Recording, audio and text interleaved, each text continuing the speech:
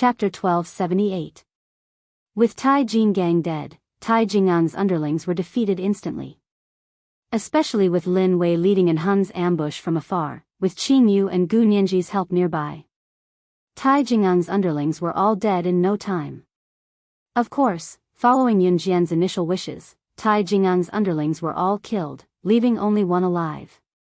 Lin Wei and Shuang from afar rushed over with Hun's assassins. Watching Tai Jinggang being killed by Yun Jian just like that, Kai Lin and the rest who were standing afar saw Tai Jinggang use the spiritual power of Yulong mainland before he died. Tai Jingang's hands suddenly emitted a strong light, but he was killed by Yun Jian before the light could be released. Therefore, the people from afar only thought that Tai Jinggang had taken out something like a flashlight. After all, they were standing afar, and no one would have thought that Tai Jinggang came from Yulong mainland. This was because they did not even know of Yulong mainland's existence. This was an era where people believed in science. If they were to believe in another world, they would not believe in it unless they had truly seen and experienced it. That group of people. Seeing Lin Wei and Shuang leading in Hun's assassins from afar, Kai Lin and the rest were still trembling in fear, not daring to come out. Zhang Xiaofeng, Chen Sini, and Ling Yichen had seen more terrifying scenes than this. Although they did not ask Yun Jian directly, the three of them knew that Yun Jian was not a simple person. Moreover, Yun Jian knew some international figures. Especially when they saw Ce, Zhang Xiaofeng and the rest understood immediately. Zhang Xiaofeng and the other two knew that Ce was Yun Jian's boyfriend, so Zhang Xiaofeng and the other two walked out when they saw that Tai Jinggang and the others were dead. In the distance, Kai Lin and the others were scared out of their wits when they saw the corpses of Tai Jinggang and the others. How would they dare to come over? While Yun Jian remained where she was, Ce came up to her and grabbed Yun Jian's hand. Xiao Jian, why didn't you tell me you're here? With that, Ce pulled Yun Jian into his embrace. He didn't care that Yun Jian's classmates were still watching from afar. He only had eyes for Yun Jian. It's a class reunion. We're here to ride a horse. Yun Jian pursed her red lips and explained. Ce smirked. As long as he saw Yun Jian, all his anxiety was gone. Ce answered softly. Young madam, young master, I've kidnapped him. As Shuang spoke, he tossed Tai Jingang's underling who was intentionally spared to Yun Jian and Ce. Shuang purposely put Yun Jian in front when he addressed her because he knew that the young madam's current status was even higher than the young master's. If the young madam wanted the young master to kneel and sing, conquer, the young master would not reject her. Shuang thought that he should suck up to Yun Jian and beg Yun Jian to let the young master sing, conquer, for them. Bring him back first and clean up the scene, Ce told Shuang. With that, he caressed Yun Jian's head affectionately. Qi Xiao, who was watching from afar, was envious of the gesture. Although Lin Zihang was good-looking, he was not on the same level as Ce. But it was a pity that Lin Zihang was definitely richer than this good-looking guy. Just as she was thinking about this, Ce had already pulled Yun Jian's hand and walked out of the racecourse. When Chen Sini saw this, she wanted to follow but was stopped by Zhang Xiaofeng and Ling Yichen with evil smiles on their faces. After Shuang agreed, he walked towards the crowd that was hiding in various places. After a pause, Shuang asked, "Who's in charge of the racecourse?" At this moment, Uncle Zhang stepped forward timidly. Chapter 1279. Uncle Zhang took the card from Shui Ying's hand in a fluster and heard Shui Ying's words. Compared to the dead Tai Jinggang, the appearance of Shuang, Lin Wei, and the rest was more frightening. Because they had guns in their hands. More importantly, they were more powerful than Tai Jinggang. Most importantly, Tai Jinggang was so powerful. He was actually killed by Yun Jian from their class. He was actually killed by killing God from the advanced special forces. In the past, they had only heard of killing God's prestige, but today, everyone present had witnessed killing God's ability. That was beyond what a person should be capable of. What Shuang said at the end made everyone present even more stunned. 10 million USD. 10 million USD for hush money? Did his family own a bank? How could he give out 10 million USD at once? USD. The surrounding students were all stunned. Qi Xiaoxiao's eyes widened in shock. Shuang was the subordinate of the handsome man just now. Even if it was his subordinate, the hush money would be 10 million US dollars. Her boyfriend Lin Zihang's total assets were at most 1/10 of 10 million USD. Qi Xiaoxiao recalled how she had bragged about bringing Lin Zihang to Yunjian and the rest and felt that she had been stupid back then. Her boyfriend gave 10 million USD as hush money. What about her boyfriend? Qi Xiaoxiao instantly despised Lin Zihang. After Uncle Zhang accepted the 10 million USD, Shui Ying's sharp eyes scanned the scene. Although he was handsome and cheerful, the deep scar on his neck made him look ferocious. Therefore, the people standing around didn't dare to step forward. Shuang smiled ferociously and purposely made the people around him shudder. Then, he fiddled with the gun in his hand and said, "Today, I was planning to kill all of you." Hearing Shui Ying's words and recalling the massacre just now, everyone trembled. "However, on account of young madam, I won't kill you. But remember, if anyone dares to say a word about what happened today." Shuang continued. Before he could finish his sentence, the sound of a gunshot reverberated through the sky. Shuang grabbed a pistol and fired a shot into the sky without even looking. After that, Shuang curled his lips. This is the outcome. According to Enhun's rules, they were supposed to kill all the witnesses. However, if all of Yunjian's classmates were killed, it would definitely cause a commotion in Longmen City.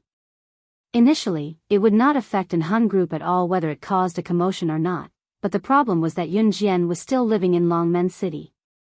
Yunjian's family had settled down in Longmen City as well. At this moment, Yunjian had already been dragged to the Lamborghini by CE. "Aren't we going to wait for them?" Yunjian asked softly as CE dragged her to the Lamborghini. After asking, she paused for a moment before continuing, "Wait a moment, I'll go say goodbye to Cine." As Yunjian spoke, she wanted to let go of CE's hand that was holding her. Being around CE made her blush and her heart race. "No need to say goodbye. Shuang will do it for you." CE did not loosen his grip on Yunjian's hand. In the next second, he pulled her into the passenger seat of the Lamborghini and drove Yunjian back to Yunjian's house. Yunjian blinked and caught a glimpse of CE's mesmerizing face from the corner of her eye.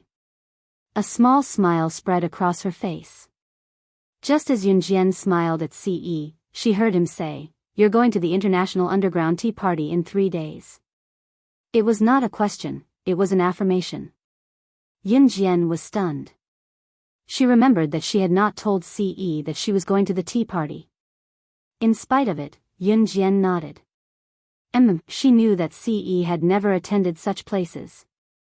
Shuang had always been the one to attend any of Enhun Group's events. CE had never shown his face. Having known CE for so long, Yunjian could roughly guess that he did not like to attend such events. That was why she did not tell CE back then. She thought that CE would not go. Chapter 1280. Yunjian knew that CE didn't like to attend such grand events, so she didn't ask him to come along. When she heard CE's last sentence, Yunjian felt a warmth in her heart. She was silent for 2 seconds before she said to CE, "I know you don't like to go to such events, so you don't have to deliberately accompany me." She knew that CE didn't like such events, so Yunjian didn't want CE to do something he didn't like. She was very clear about her feelings now. She could even say out loud that she liked him. She liked him a lot. It was also because of this that Yunjian didn't want CE to forcefully accompany her to places he didn't want to go. If CE didn't mean anything to her, Yunjian wouldn't have said such things. In Yunjian's heart, she actually wanted CE to attend the event with her. Yunjian's gaze was fixed in front of her. The car was moving forward slowly. The windows were closed, and the interior of the car was cold. After she said this, she didn't hear CE's voice for a long time. Yunjian paused. She was about to turn to look at CE. Screech, there was an emergency braking sound. Yunjian's eyes met the car's. In the next moment, the car came to a stop along the road like a flash of lightning. This was done in a single night. In the next moment, Yunjian felt herself being embraced by a firm chest. Yunjian was stunned for 2 seconds as she felt this firm chest embrace her. Ce suddenly reached out from the driver's seat and half-hugged Yunjian. His fresh and pleasant scent wafted into Yunjian's nose. Yunjian subconsciously reached out to hug him back. She only felt a warmth in her heart. This strange and touching heartbeat sounded again. At this moment, Ce's magnetic voice came from above Yunjian's head. No matter how much I dislike the occasion, as long as I'm with you, I like it. He didn't shout these words loudly, nor did he act like a teenage boy and girl who wanted everyone to know about their sweetness. Ce only spoke his truest thoughts in the right place, in the right situation. Just like that, like a normal conversation. However, it was Ce's truest thoughts that made Yunjian's heart thump. You. Yunjian's heart trembled slightly. She could feel her heart beating wildly. What Ce said made her heart flutter, or perhaps she was touched. You was all Yunjian could say before she was rendered speechless. After a few seconds of silence, she asked a rather dumb question. Why are you so nice to me? This question was rather stupid. Perhaps it was because Yunjian didn't know what to say at this moment, so her brain short-circuited and she asked such a question. Yunjian regretted it the moment she finished speaking. Was she stupid or something? How could she ask such a stupid question? However, just as Yunjian asked this question, Ce suddenly reached out and placed his hand on the back of Yunjian's head. With one hand on the back of Yunjian's head, he lowered his head. Yunjian could only feel an overwhelming kiss coming down on her. Her lips were suddenly blocked by an ice-cold pair of handsome lips. His handsome lips didn't linger on Yunjian's lips for too long. It was almost like a dragonfly skimming the surface of the water against Yunjian's lips. Then, Yunjian saw Ce's fair and flawless handsome face. Chapter 1281. Ce's words were easily misunderstood and Yunjian's cheeks flushed instantly. Drive. My mom made dumplings. Let's go home for dinner. Yunjian gave the playful Ce a shove. She had tacitly agreed to let Ce accompany her to the tea party. Moreover, there was a hint of womanly vibe in her tone when she said that. It tickled Ce's heart again. The woman he had been longing for was right in front of him, but all he could do was watch and drink without getting to know her better. It was a really suffocating feeling.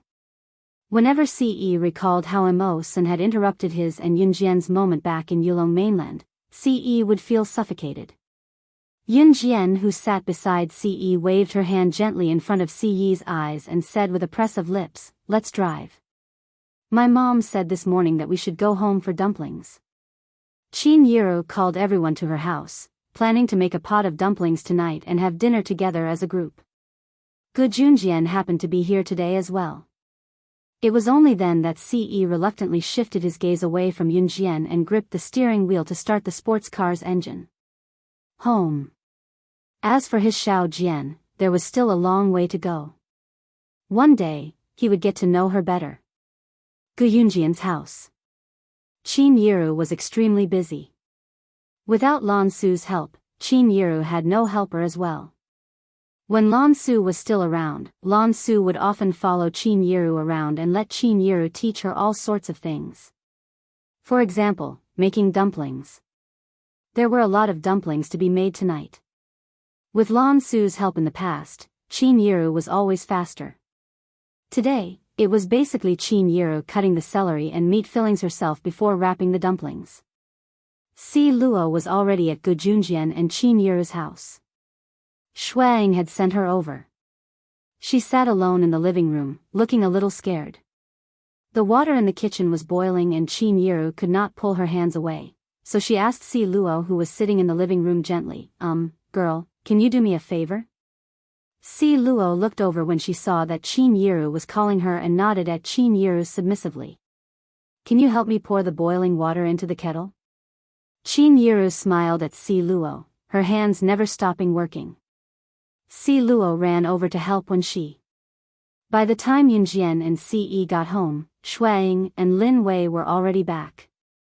Mo Sen, who had gone out for a walk, came back as well. Qin Yu, Gu Nianji, Yun Yi, and the rest were all home.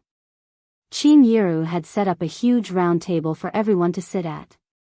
Xiao Yunju, Gu Nianji, and Gu Junjian were already seated at the round table.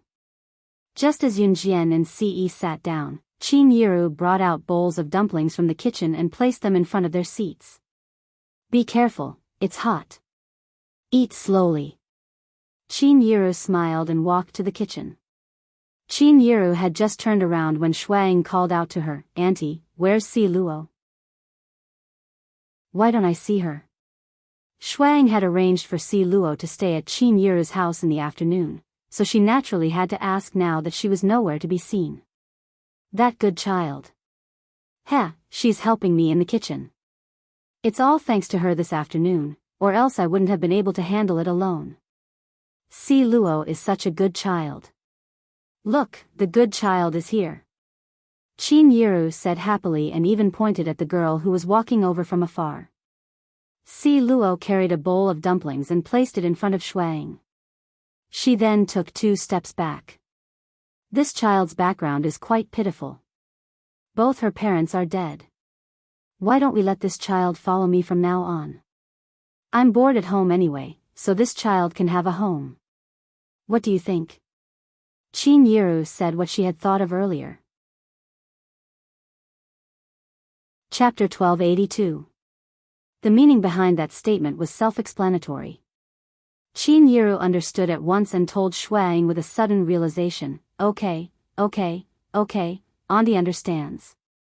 Qin Yiru snickered as she spoke. Actually, I don't have to trouble you. Si Luo was still a little afraid of Shuang, so she spoke up. As she spoke, Si Luo recalled Shuang's sudden disapproval when she wanted to stay with Qin Yu. Si Luo turned to Yunjian immediately and asked Yunjian for help, "Can I stay at your house?" Si Luo did not know that Yunjian was not staying at Gu Junjian and Qin Yiru's house. She only knew that Yunjian had the final say here. She was dragged away by Shuang before she could ask for help the last time. She did not want to stay with Shuang anymore because he was too scary, especially that scar on his neck. You can ask him. If he agrees, I don't mind. Yunjian smirked and hinted at Shuang before speaking to Si Luo. Asking Shuang to agree? Wasn't that the same as not asking at all? Si Luo paused. She was a girl, so why could she not stay with Qin Yu? Si Luo could not understand. Don't even think about it. As expected, Shuang dismissed Si Luo's idea decisively. The reunion dinner was very, very enjoyable. Only Si Luo pouted, but she had a great time eating as well. Halfway through the meal, Gu Junjian told Yunjian, "Get ready. You'll have to pack up and report to the military school in 2 days." Yunjian looked up when she heard Gu Junjian, but Gu Junjian continued to explain. Freshmen in the military school start at a different time from regular high schools. Freshmen in regular high schools usually report to school a week earlier and go through a week of military training. However, the military school's military training lasts for a month, so you have to report to school in early August. You'll be in the military school for the next month, then you'll start classes like regular high schools in September. Gu Junjian explained to Yunjian in detail. Gu Junjian then turned to Ce. Since you're enrolled in the military school, you're in your senior year and you don't have to go through military training. That's because the military school is closed. Which means that you can't visit her during the month of military training. These matters had to be handled according to the military school's rules. Even if Ce's identity was extraordinary, Gu Junjian meant that Ce had to bear with it for a month without seeing Yunjian since he had said it out loud. Okay, Ce agreed without hesitation. He had agreed to it directly because he wanted to see Xiao Jian. Who could stop him? Gu Junjian meant that he could not meet Xiao Jian openly. Who could stop him from seeing her secretly? Got it. Yunjian nodded. Yunjian's skills were improving in actual combat, but she knew that she was still not strong enough. She was not as capable as she was in her past life, but she was not far from it. Yunjian would not let go of any chance to improve her skills. Military training was excruciating to others, but to her, it was something she could not ask for more. Dinner was over quickly and Qin Yiru cleared the table quickly. Si Luo helped to clean up the table the entire time. Si Luo was a deft girl. After the meal, everyone went back to their own homes. The tea party was held 3 days later, so Yunjian planned to depart early the next morning. At night, Shuang pulled Si Luo back to his place with a grim expression. Chapter 1283. Before Si Luo could finish her sentence, Shuang interrupted her. Are you afraid of me? As Shuang spoke, he took a step closer to her and spoke in a muffled voice. Shuang felt very anxious now. He really wanted to grab this stupid woman and give her a good scolding, but he couldn't bear to do it. Si Luo saw Shuang take another step closer to her, and she took another step back in fear. Then, her hands hung by the sides of her pants. She shrank her head and glanced at the ground beside her. I'm not. You're not. Shuang repeated. At the same time, he stood in front of Si Luo again. Shuang reached out and pinched Si Luo's chin, forcing her to look at him. At this moment, Shuang was already standing next to Si Luo. Shuang could even smell the mint fragrance coming from her body. Si Luo was about to cry. She was really afraid of Shuang. Especially the long scar on Shuang's neck. What kind of injury could leave such a deep scar on his face? Look at me. If you're not afraid of me, then look at me and tell me that you're not afraid of me. Shuang pinched Si Luo's chin and forced her to look at him. He was a little impatient, but he didn't want to hurt her, so he pretended to be fierce and shouted. Sob sob, I. Si Luo was frightened by the snow eagle's aura. She shuddered, then shrank back. Shuang got angrier the more he looked at her, especially when he smelled the minty scent on Si Luo's body. He then looked at Si Luo's beautiful eyes with long eyelashes. Shuang reached out his free hand. It looked as if he wanted to slap her.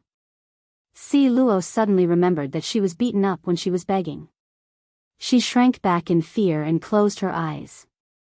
Tears even came out of her eyes as she screamed. Ah! Don't hit me, please don't hit me. I'll be good, boo-hoo.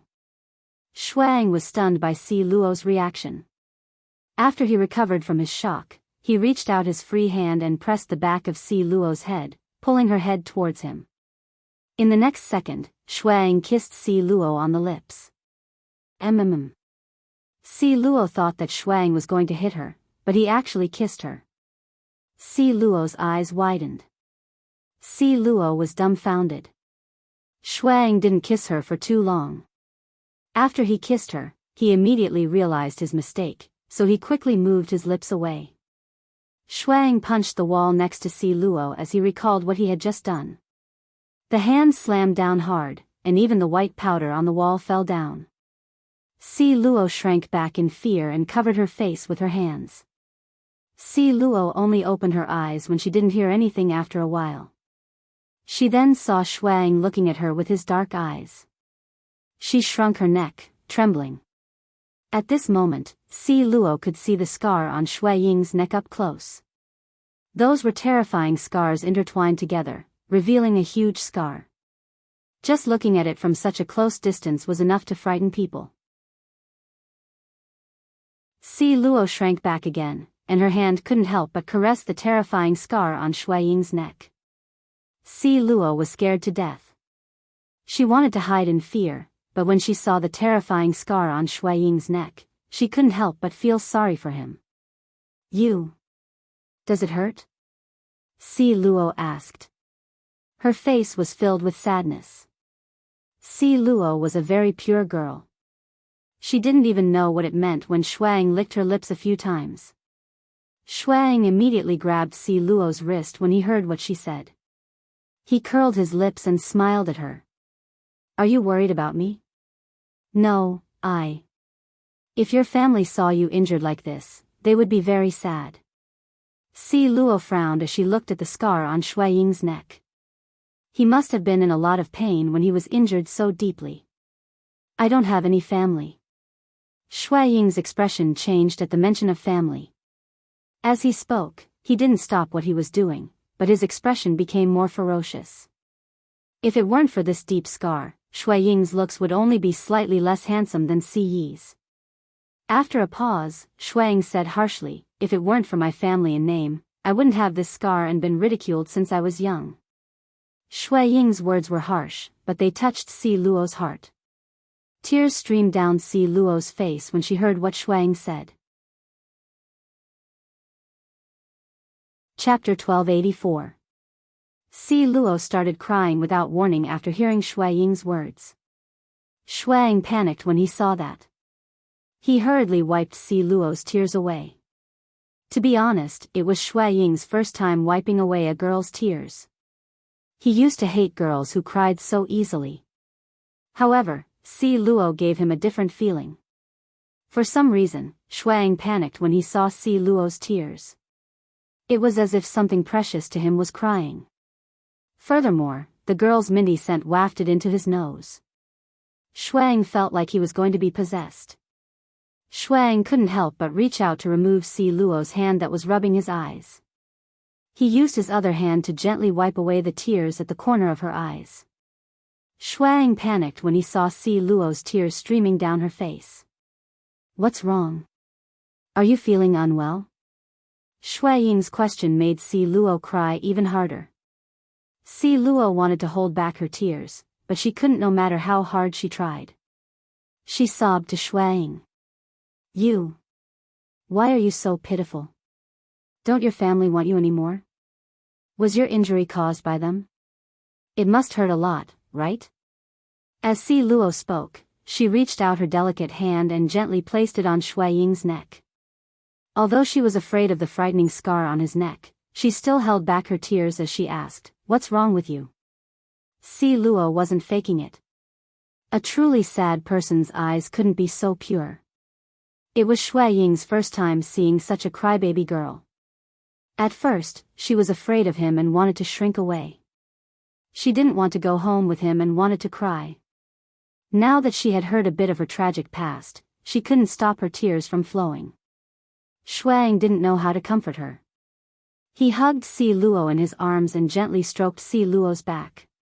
It doesn't hurt anymore. Don't cry. Si Luo's heart skipped a beat when Shui Ying suddenly hugged her. She really stopped crying. However, this feeling was new to her. Si Luo had never gone to school. She was adopted by her foster parents since she was young and was locked up at home to do manual labor. No one taught her, so she didn't even know the difference between boys and girls. But at this moment, Si Luo stopped crying. She raised her hand but didn't know where to put it. She stood rooted to the ground, stunned. No one had ever hugged her like this since she was young. When she was young, everyone would only beat her and scold her.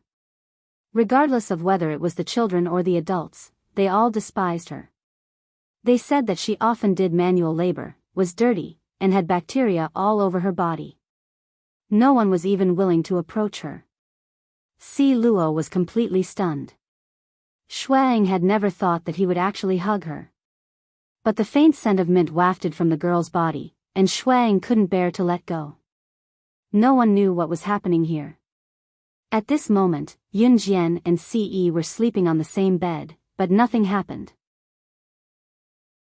With the person he loved sleeping beside him, Si Yi only touched Yun Jian for a while but did not do anything excessive. Yun Jian and Si Yi went to bed early because they were preparing to leave for the tea party the next day. Yun Jian and Si Yi woke up early the next morning. Qin Yu was going to go with Yun Jian as well. Gu Nianji was left behind in Longmen City by Qin Yu. As for Lin Wei and Mo Sun, they were sent back to an Han group by Si Yi. Shui Ying went with Si Yi. Yun Jian had just woken up when Yuni called her to the garden outside the villa. Yun Jian knew that Yuni had come because Qin Yu was going on a long trip with her. As expected, Yuni looked at Yun Jian and asked, Xiao Jian, where are you guys going? Yun Jian only said that she was going out but did not say where. Yun Jian's gaze dimmed. She blinked at Yun Yi but did not elaborate. Go, we'll be back soon. Xiao Jian, Yun Yi suddenly cut Yun Jian off. He was silent for a while and hesitated. Chapter 1285. Yuni thought about it for a long time before he finally decided to ask the question. He had been wanting to ask for a long time about whether Yun Jian was his biological sister. It had been almost a year. It had been almost a year since his little sister had changed until today. What was his sister like in the past? She was timid, weak, and useless. But what about his sister now? Her brilliance was dazzling and her ability was terrifying. Even everything that happened after that. In the beginning, Yuni thought that his sister had changed and that she was just hiding her timid and weak personality. However, Yun Jian's actions later made Yun Yi deeply suspicious. However, because Yun Jian's appearance did not change, Yun Yi did not have any suspicions at first. However, until today, they had been together for almost a year. No matter how much a person's personality changed, it was impossible for it to change so drastically. Initially, Yun Yi wanted to wait for Yun Jian to tell him herself. However, he could not wait any longer. Yun Jian was stunned by Yun Yi's sudden question. Looking at Yun Yi's questioning gaze, Yun Jian pursed her lips. She had never hidden herself in front of Yun Yi and Qin Yiru because Yun Jian did not plan to do so from the beginning. As long as Yun Yi and Qin Yiru asked her, she planned to tell Yun Yi the truth. However, looking at Yun Yi's nervous face, Yun Jian felt that she was wrong. Perhaps she did not really see Yun Yi and Qin Yiru as her family in the beginning, so she was not afraid in the beginning. She even thought that if her identity as Yun Jian was not exposed, she could just leave. Slaying God had always been a homeless person who could live anywhere she wanted. She lived a carefree life and was never tied down by the world.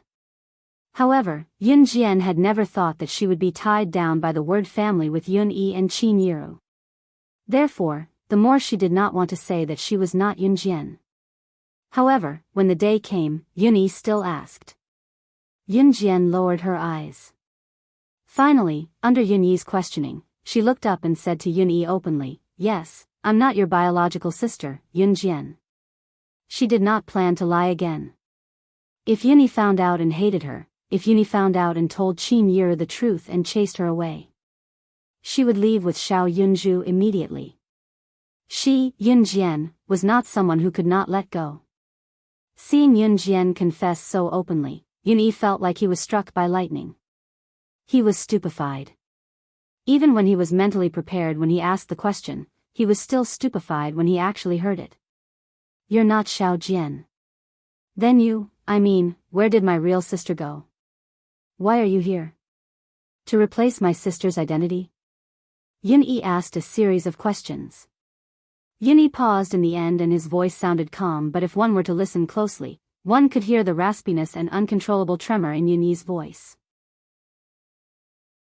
There was a pause before Yun Yi asked the last question. Then, who are you? Yun Yi's emotions were like a roller coaster right now. His heart was clenched tightly. He had grown up with his little sister, and he had become a completely different person.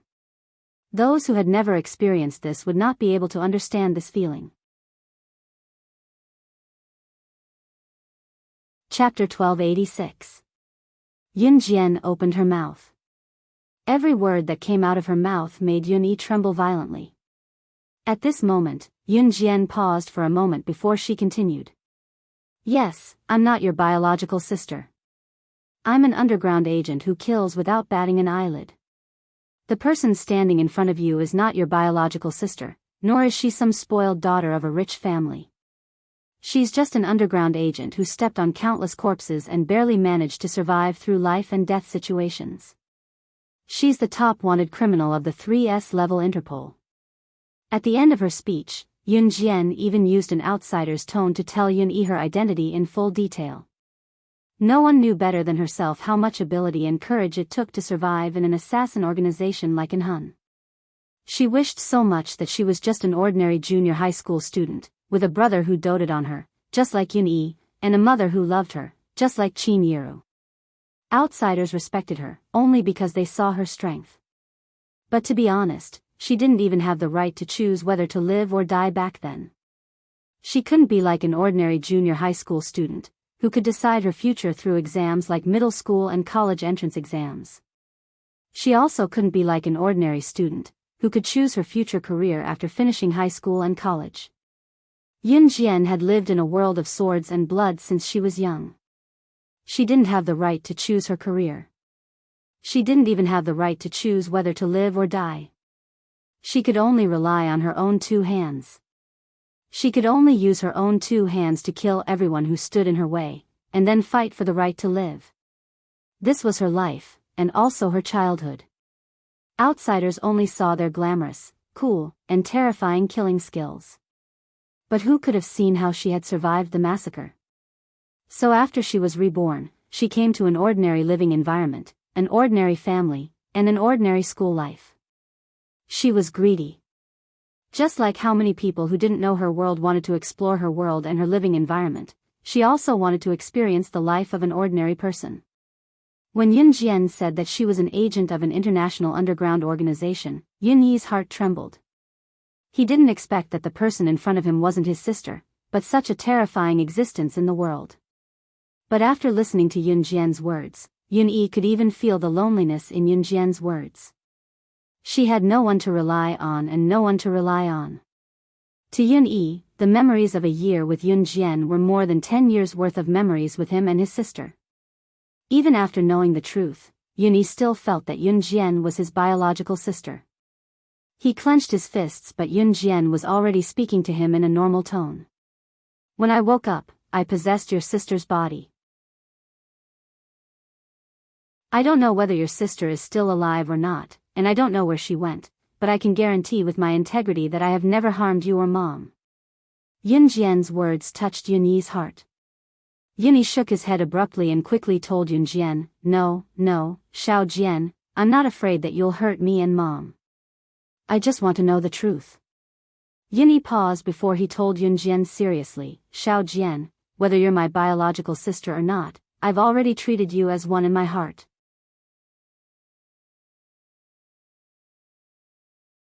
Chapter 1287. Yun Yi's words touched Yun Jian. It was an experience she had never experienced before. Yun Jian nodded heavily, looking at Yun Yi. She did not expect Yun Yi to say something so touching. Yun Jian never shed tears, but there was a glint at the corner of her eyes now. Of course, it was just a flash. No matter how shaken Yun Jian was, she would never shed tears in front of others. Alright, Xiao Jian, aren't you guys going somewhere? You should leave now.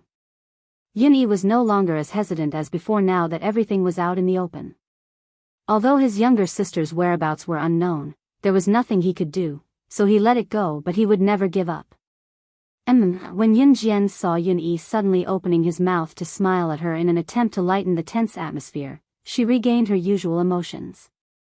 Go, I'll leave first, Yun Jian turned to tell Yun Yi before she walked out of the parterre. Okay. Yun Yi nodded.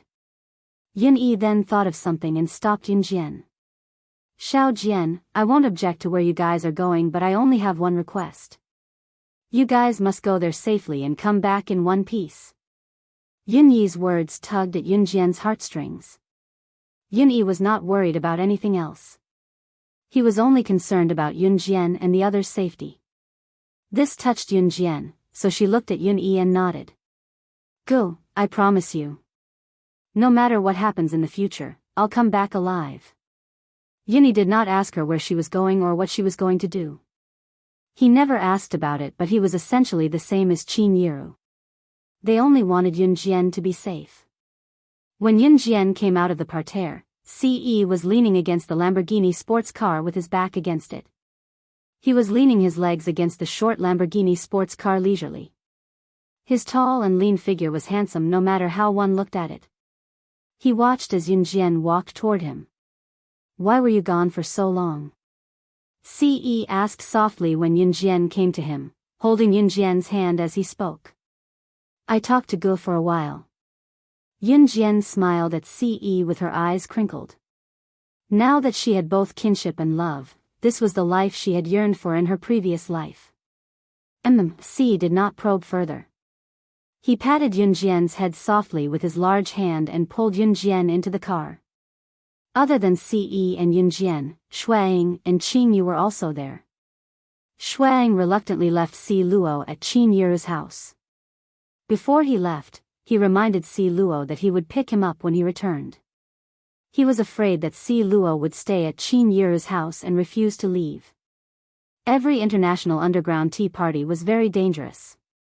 Even if the people who rushed to participate were not powerful secret agents or killers, they were still well-known figures in the world. Some minor assassins and secret agents would attend as well. Of course, these people did not have any status. Most of the time, they were directly ignored. When they arrived at the airport, Ce parked the Lamborghini at the management area and the four of them boarded the plane to Country B. Every year, the tea party would be held in a country with the poorest economy in the world. War could break out in that kind of country at any time. Of course, if one had to ask why, it was because in a prosperous country, something unpleasant would always happen at the gathering of assassins and secret agents. When the time came, if someone killed someone, or if someone killed someone with a bomb or a cannon, no one would care in a poor country. This was exactly what they wanted. Chapter 1288. Country B, Kaluki. Just as they got off the plane, Yun Jian and Ce felt the fundamental difference between Country B and Country Z. In short, Country B's economy was more backward. The average income per capita was not high and most of the people were black. Although the income was not high and the country was in dire straits, the people of Country B lived in harmony. Their lives were tough and they might only live in straw huts. Changing their beds every 10 years was something only the wealthiest family in the village could do. In Country B, however, everyone helped each other. Money was paramount, but sometimes, no amount of money could make up for a favor. Just as Yun Jian, Ce, Shuang, and Qing Yu got off the plane, they saw Country B's people working hard on the streets, helping each other to move fruit trees. Some of the women in Country B wore headscarves while others did not. In Country B, women did not have the rule that they had to wrap themselves up completely before they could go out. In some countries, women's social status was so low that young girls had to wrap themselves up completely, only showing their eyes when they could go out. Of course, this did not exist in Country B. Yun Jian, Qing Yu, and the rest were Asian. They were not white but they were not tanned either. Their skin was just right. Of course, walking among the crowd in Country B, Yun Jian, Qing Yu, and the rest attracted a lot of attention. Even so, no Country B's people would greet them. Sister Jian, Master sent me the address. She's not here yet. She wants us to go over first and stay at the host's guest house, Qing Yu told Yun Jian after receiving Snake Lizard's message. Qing Yu was discovered by Snake Lizard and the Kosha mercenaries, and her poison skills were personally taught by Snake Lizard. Therefore, the master Qing Yu mentioned was Snake Lizard. Okay. Yun Jian nodded. Then, the group went to the guest house they had agreed on. The guest house was provided by the organizer of the underground tea party. Yun Jian, Ce, and the rest arrived 2 days early as the tea party would only begin 2 days later. Therefore, Yun Jian, Ce, and the others could stay in the guest house provided by the organizers. After all, in a destitute country like Country B, there was not even a hotel, let alone a place to stay. This guest house was a very high-class temporary apartment built by the organizers. Of course, the organizers also spent some time building this apartment. After all, this apartment was built according to the structure of a 5-star hotel. The interior decoration and soundproofing were definitely top-notch. As soon as they entered the guest house, a receptionist standing at the front desk handed Yun Jian and the others the keys to 4 rooms. The people who attended this gathering were all internationally famous people, so Yunjian and the other three didn't even need to reveal their identities at the front desk to get the keys to the apartment. Of the 4 rooms, only 3 were needed. Ce didn't even go to his room. Instead, he shamelessly went to Yunjian's room. The apartments here also provided hot springs. The service could be considered top-notch. Yunjian, on the other hand, wanted to take a bath. The hot springs here were separated for men and women. Without Yunjian by his side, Ce had no interest in the hot springs at all. Yunjian changed into a swimsuit and a conservative bathrobe over it before going to the hot springs for women.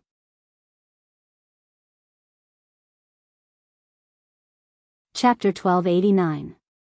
Yunjian was also very clear that the people who could come to this public women's hot spring must be insignificant. It was impossible for ordinary big shots to come here to soak in the public hot spring. Of course, Yunjian was not excluded. But this was also one of the points that Yunjian was better than other big shots. She never treated herself as a big shot. It could be said that Yunjian would usually blend into the ordinary crowd first and then find out the details of some people in the crowd. For example, coming to the hot spring was the best place to find out the details. Of course, the most important reason was that Yunjian tried to find out something that she should not know from others. Back to the topic, Yunjian had already arrived at the public women's hot spring with her bathrobe. As soon as she walked into the public women's hot spring, she saw the vast hot spring in front of her.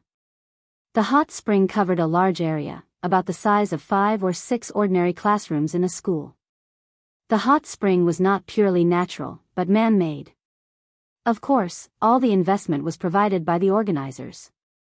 And all the high-end equipment here was only to entertain the big shots from all over the world.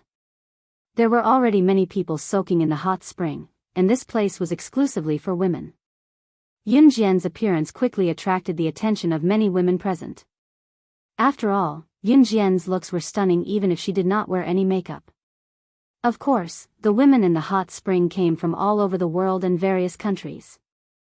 Some countries had different aesthetic standards, so Yunjian was only the center of attention for a while, and the women quickly looked away. Yunjian took off her bathrobe and revealed her swimsuit. Her sexy and curvy figure was vividly displayed. After Yunjian took off her bathrobe, she put it away and went into the hot spring. There were at least a dozen hot springs here, and Yunjian only picked one that was more pleasing to the eye. As soon as she went into the water, 5 or 6 women immediately surrounded Yunjian. Yunjian lowered her eyes and pretended not to see. One of the women stood in front of Yunjian. She pointed at Yunjian with a murderous look on her face. Then she said to Yunjian in English, "This hot spring belongs to Sister Sheena. I'll give you 3 seconds to get out of this hot spring, or you'll die here." Saying so, the 5 to 6 women formed eagle claws with their hands, each of them unleashed their killer moves at Yunjian. Yunjian narrowed her eyes. She still didn't move. His initial judgment was that these women were all low-level assassins or secret agents. This was not Country Z, and the women in front of her were not trying to intimidate her. Killing people was a very common thing for everyone here. Therefore, after these 5 or 6 women surrounded Yunjian, all the women who were soaking in the hot spring looked at Yunjian as if they were looking at a dead person. They seemed to be waiting to see Yunjian being torn to pieces by these 5 or 6 women. "Hey, Maggie, this is my friend. Save me some face and don't kill her. She's a little immature. I apologize." Yunjian was still soaking in the hot spring. The 5 or 6 women surrounded Yunjian and were already planning to attack Yunjian, who was not moving. The people here were very realistic. What should they do to disobedient people? Then they would use death as a warning. At this moment, a woman in her 20s ran over from not far away. She walked over and grabbed Yunjian. She apologized to the leader of the 5 or 6 women and dragged Yunjian to another hot spring. Yunjian did not refuse. She did not intend to expose her identity. Until the woman in her 20s, who looked quite sweet, pulled Yunjian to another hot spring, the woman breathed a sigh of relief. Then she smiled at Yunjian and said, "My name is Doya, and my Chinese name is Gasiki. I see that you're also from country Z, right? You don't know, but the identities of those people just now are shocking. They even know the middle-level personnel of the Kosha mercenaries. You can't afford to offend them. Phew, luckily, I pulled you back in time. Otherwise, you're really done for. You'll definitely be killed by them. Doya breathed a sigh of relief. Then she introduced herself to Yunjian and explained the situation just now.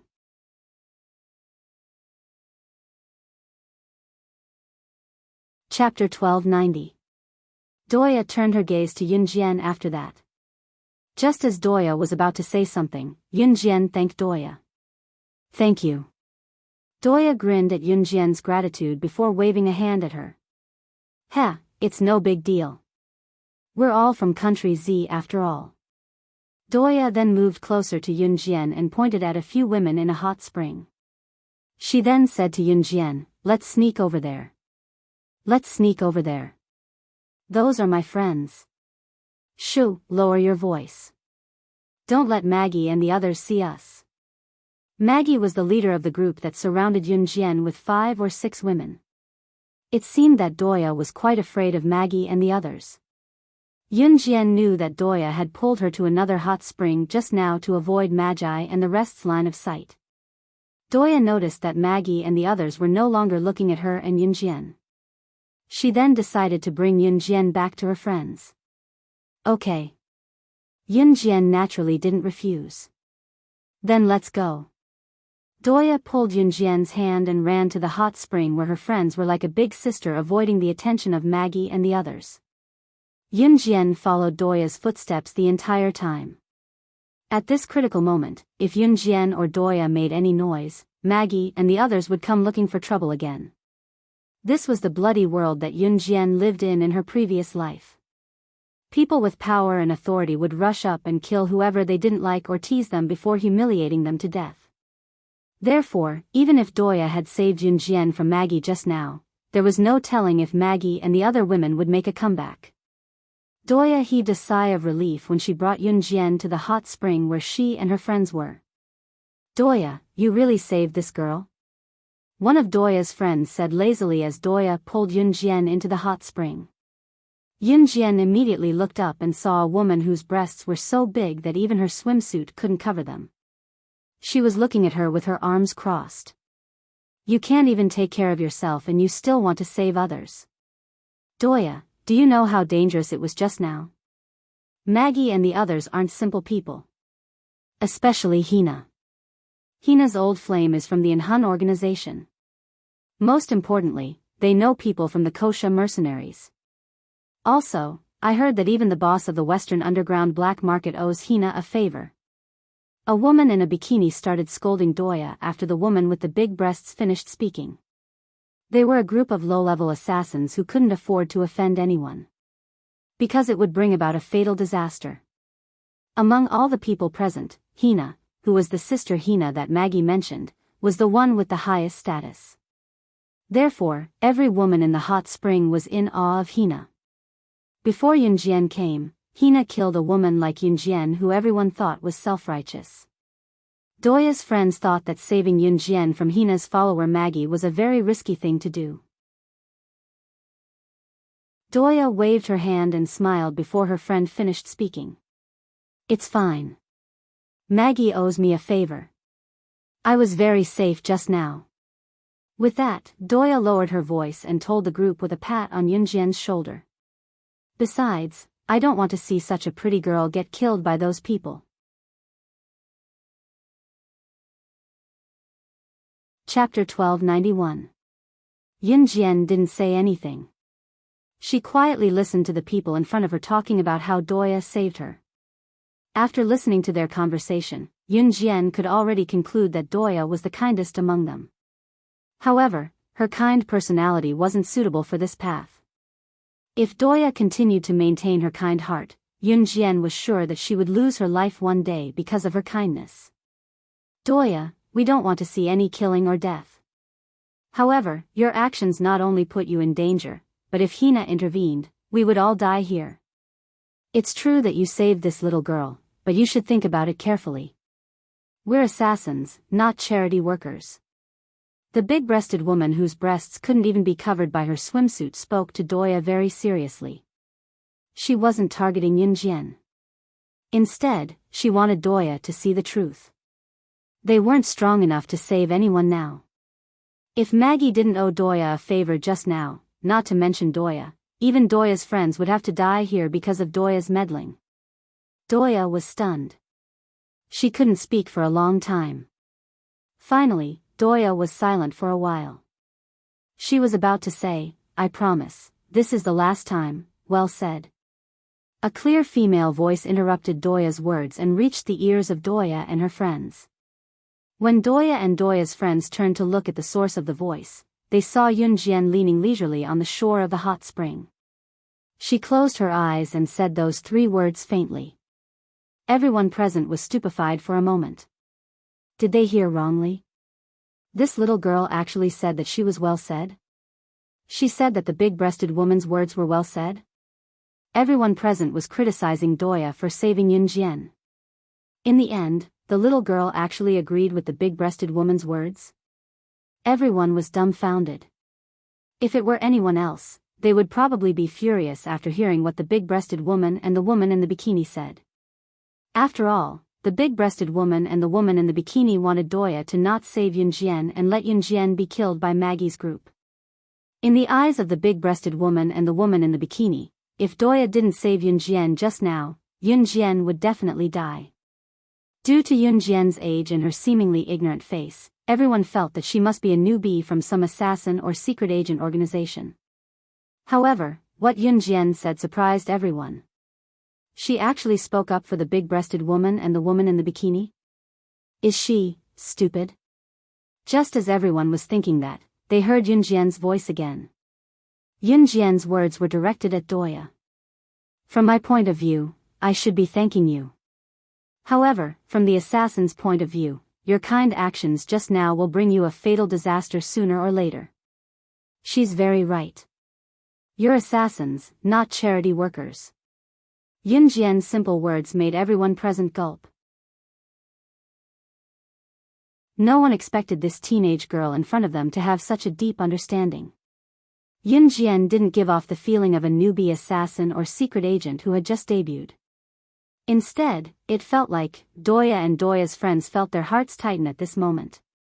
Everyone instantly had an unknown illusion.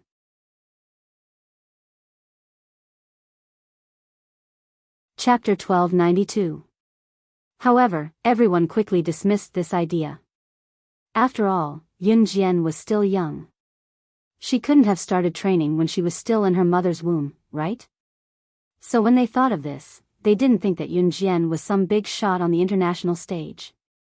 When the big-breasted woman heard Yunjian's words, she suddenly liked Yunjian's character very much. Previously, Yunjian didn't say anything and Doya's friends obviously didn't know Yunjian, so they treated Yunjian like a stranger. However, just now, Yunjian's words shocked everyone. Doya was also silent for a few seconds. Yunjian leaned against the shore of the hot spring. She looked at the reactions of the women around her and didn't continue speaking for a while. Until this delicate atmosphere was interrupted when a slender and beautiful hand reached out to Yunjian. The big-breasted woman reached out to Yunjian under everyone's gaze. She narrowed her eyes slightly and looked at Yunjian. That pair of beautiful hands had already reached out to Yunjian. She said, "I said something unpleasant just now. Now, I apologize. I hope you don't mind. Also, my name is Maina. I'm from country M." This big-breasted woman, Maina, intended to bury the hatchet with Yunjian. From the beginning, she was hostile to Yunjian, but now, she wanted to be on good terms with Yunjian. "Little girl, your words are quite pleasing to the ears, heh? I was wrong just now. I shouldn't have said that. Let's be friends. My name is Charlotte. I'm from country Y." The woman wearing a very thin bikini also followed the example of the big-breasted woman and apologized to Yunjian. At the same time, Charlotte also reached out a hand to Yunjian. When Yunjian saw this, she only smiled slightly. Then, She shook hands with Maina and Charlotte respectively and nodded to them under the gaze of Maina and Charlotte. Hello, my name is Yunjian. I'm from country Z. Then, Doya's other friends also introduced themselves to Yunjian. They were already familiar with each other. Then we're friends, haha. Charlotte smiled at Yunjian. Maina stood in the middle of the hot spring. She took 2 steps, and her huge breasts trembled. If there was a man here, he would definitely have a nosebleed from the sight of Maina's huge breasts. Since Charlotte said so, Yunjian didn't hold back. Yunjian obtained a lot of information from Doya, Maina, and Charlotte. For example, some big and small figures would appear at the tea party 2 days later. When they were about to come out of the shower, Charlotte suddenly grabbed Yunjian's hand and said to her, Yunjian, I'm going to take a shower. By the way, Yunjian, you have to be careful. Don't mess with Hina and Maggie, the group of people you just messed with. You can't underestimate their status. You have to be careful. Charlotte thought that Yunjian was just a small assassin or secret agent who had just debuted. Charlotte sincerely treated Yunjian as a friend, which was why she held Yunjian's hand and reminded her repeatedly. Charlotte was doing it out of kindness. Yunjian naturally accepted her kindness. Okay, I know. Are you done soaking? We can go back to our rooms now, Charlotte said. Thus, Yunjian and the others put on their bathrobes and planned to go out of the hot spring. Just as they reached the entrance of the hot spring, more than 10 women rushed in from outside. These women took a deep look at Yunjian, and the leader turned her gaze to Maina. Catch her. The leader fiercely ordered the people beside her. Maina didn't even know what was going on, and she was caught by the leader's people. Yunjian narrowed her eyes, but she didn't make a move. Slap. The woman in the lead suddenly gave Maina a slap.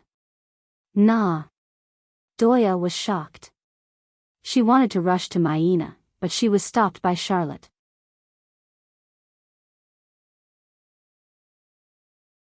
Chapter 1293. It was obvious that Maina did not know the woman who had suddenly asked her men to grab her and slap her. Heh, who am I? I'm the daughter of a European arms family, Mira. The woman who called herself Mira asked her men to grab Maina and gave her a hard slap. She was the daughter of a European arms family. This woman who called herself Mira had a higher status than Hina and was even more difficult to deal with. Doya, Charlotte, and the rest were horrified. Maina was so scared that her whole body trembled. Maina was so scared that she trembled violently. At the same time, the huge cleavage in front of her chest bounced up and down twice.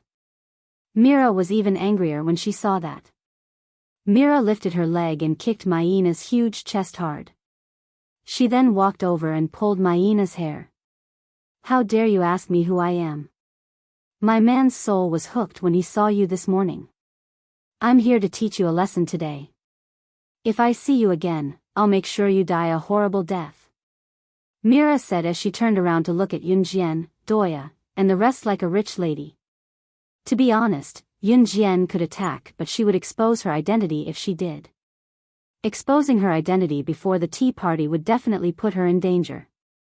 If the identity of Slaying God, the #1 secret agent on the international secret agent ranking, was exposed, it would definitely make the world tremble in fear. There were many people in the world who were afraid of Yunjian. However, there were even more people who wanted Yunjian dead. Therefore, if she exposed her identity now, she would be on the verge of death. After all, she would be staying here for a few days. If she exposed her identity now, she would definitely not be able to stay here anymore. Because at that time, wouldn't there be a lot of people who wanted her dead? She would not even be able to join the tea party this time. Therefore, Yunjian did not attack. She could not be blamed for being selfish. She would not expose herself to death for a friend whom she had only met once. When Mira looked at her, Yunjian's eyelid twitched slightly. The women in the spa watched the scene as if they were watching a show. None of them came to help. Mira's slap on Maina's face was so heavy that it made Maina's mouth bleed. Based on what Mira said, Maina was not wrong at all. That was because Myra's man was attracted by Maina's breasts, but Maina didn't do anything. Even so, Mira could openly beat up Maina, or even kill her. This was the dark world of Yunjian's previous life. If you're weak, don't even talk about reason, you don't even have the right to say no. She's your friend? At this moment, Mira suddenly pinched Maina's chin and turned her head towards Yunjian. When Mira saw Yunjian's beautiful appearance, her jealousy as a woman soared to the extreme. No. No, hee, she's not my friend. Look at how trashy she is. One look and you can tell that she is the weakest person in the circle. How could she be my friend?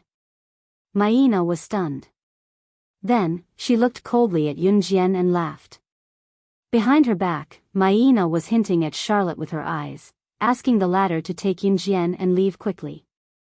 Maina said those words because she did not want to implicate Yunjian. Yunjian's eyes twitched. She did not expect Maina to say those words to Mira to protect her. If Maina admitted that she was her friend, Mira would definitely shift her attention to her. That way, Maina would not have to suffer. But Maina did not. Hee, is that so? Mira said as she lifted her leg and kicked Maina to the ground.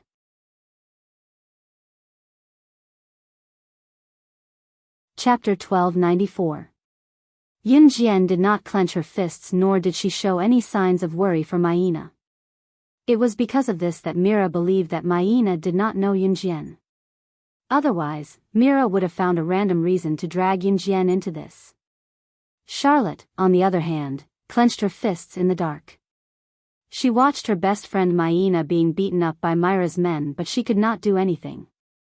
They had agreed earlier that if any of them were to get into trouble, they would not step in if they could reduce the damage. Charlotte, Doya, and the rest felt as if their hearts were being pierced by a knife but they held it in and did not do anything. It would be useless even if Charlotte and Doya did anything. They would only add to the number of injured. Mira, who was standing in front of him, was the daughter of a European military family. Her status was even higher than Hina's. They could not afford to offend her. They were just a group of low-level assassins. They could only accept their fate if they were to encounter someone like Mira who had the same status as them. Yunjian was shocked but she did not do anything. She did not expect Maina to go to this extent for her. However, if Yunjian was someone who changed her mind because she was touched, she would not be standing here alive right now. There were countless people who wanted to assassinate her and make her reveal her weakness because she was touched. In spite of it, Yunjian had never been fooled. The first condition for her to be ranked as the top international secret agent, slaying God, was that she could not be touched by anyone and forget her original intention. Why? Aren't you guys leaving? Hee, could it be that you are her friends? Is that why you can't bear to leave? Mira noticed that Yunjian and the rest were not leaving. She suddenly laughed out loud and asked sensitively. If that's the case, then this woman lied to me, right? Myra's smiling face fell instantly. Mira suddenly turned around and stepped on Maina's chest. She then stomped her foot on Maina's huge breasts a few times. Doya almost could not stand it. She wanted to rush forward to save Maina. However, Yunjian caught her. If Doya ran over now, it would only add to Mina's punishment. It's just that we haven't seen such an exciting show in a long time, so we couldn't help but take a few more glances, Yunjian said to Mira as if she was an outsider. Mira instantly lost her interest. She glared fiercely at Yunjian, then turned around and ordered her subordinates to leave. Maina was lying on the ground moaning in pain. No one cared about her. After Mira left, Yunjian was the first to walk up. Doya, Charlotte, and the others quickly helped Maina up. Doya, Charlotte, and the others felt as if their hearts were being stabbed by a knife when they saw Maina's injuries. They would only be bullied if they were not strong enough. Fortunately, they were still alive, so they wanted to become strong. I'm sorry. Yunjian told Maina softly as she watched Doya and Charlotte slowly help her up from the ground while squatting on the ground. She was very sorry. She could have stopped it, but she did not. Cough cough. Maina coughed a few times. Then, she forced a pale smile and said to Yunjian, "You little brat, why are you apologizing? This has nothing to do with you. She's just jealous of my breasts, haha." Maina even joked as she shook her huge breasts that were about to jump out of her clothes. Yunjian lowered her eyes and did not say anything. Then, they helped Maina back to her bedroom.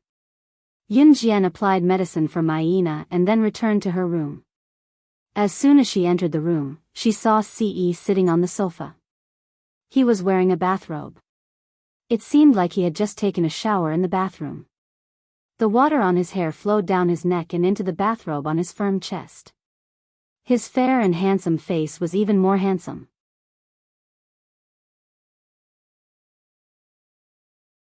Chapter 1295. Ce had been sitting on the sofa just now, looking aloof like a handsome man who had walked out of a comic book. His handsome face, coupled with his cold and arrogant face, if women were to see him at this moment, regardless of whether they were old or young, they would probably want to pounce on him fiercely. Yunjian was not an ordinary woman. She sucked in a breath but did not lunge at him like a madwoman. Even if Ce was already Yunjian's favorite in her heart. It was the fondness she had for her beloved. On the other hand, Ce, who had maintained his aloof demeanor just now, stood up and walked over when he saw Yunjian. His aloof demeanor vanished in an instant as he grabbed Yunjian's hand and whispered to her, "Xiao Jian." Her voice was so soft that it was as if she was his master. Ce called out and pulled Yunjian into his arms. Just as he did so, however, Ce's hand accidentally touched the belt of Yunjian's bathrobe. The bathrobe Yunjian was wearing was only held together by the thin strap. This time, Ce had really tugged her belt off by accident.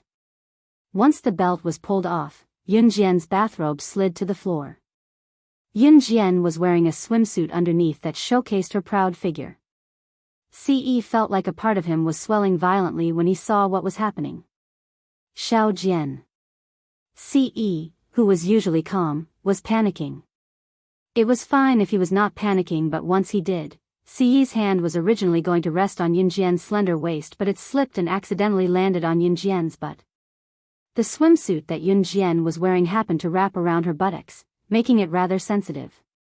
Yunjian blushed and slapped Ce's hand away, taking 2 steps toward the bed. Halfway there, she turned her head, her blushing cheeks pink as she told Ce coquettishly, "Don't follow me or don't get on my bed." Yunjian only wanted to express that she did not want Ce to come to her room and sleep on the same bed as her. In spite of it, Ce's lips curled up even more when he heard Yunjian's words. The night passed uneventfully. Ce merely hugged Yunjian to sleep, sometimes touching her but never doing the last step. After staying in the guest house for 2 days, the 3rd day of the 3rd underground tea party was held in the morning. August 1, 1999. Yunjian, Ce, Shuang, and Qingyu all woke up early in the morning. The guest house was already filled with people and the tea party was being held in a large ballroom not far from the guest house. Although it was called a ballroom, it was actually a high-class venue that was built at the last minute. The environment was naturally not bad, comparable to the most luxurious villas in Country Z. The tea party would be held from morning until 12:00 at night, so the tea party was in progress now. Yunjian and Ce went to the ballroom where the tea party was being held.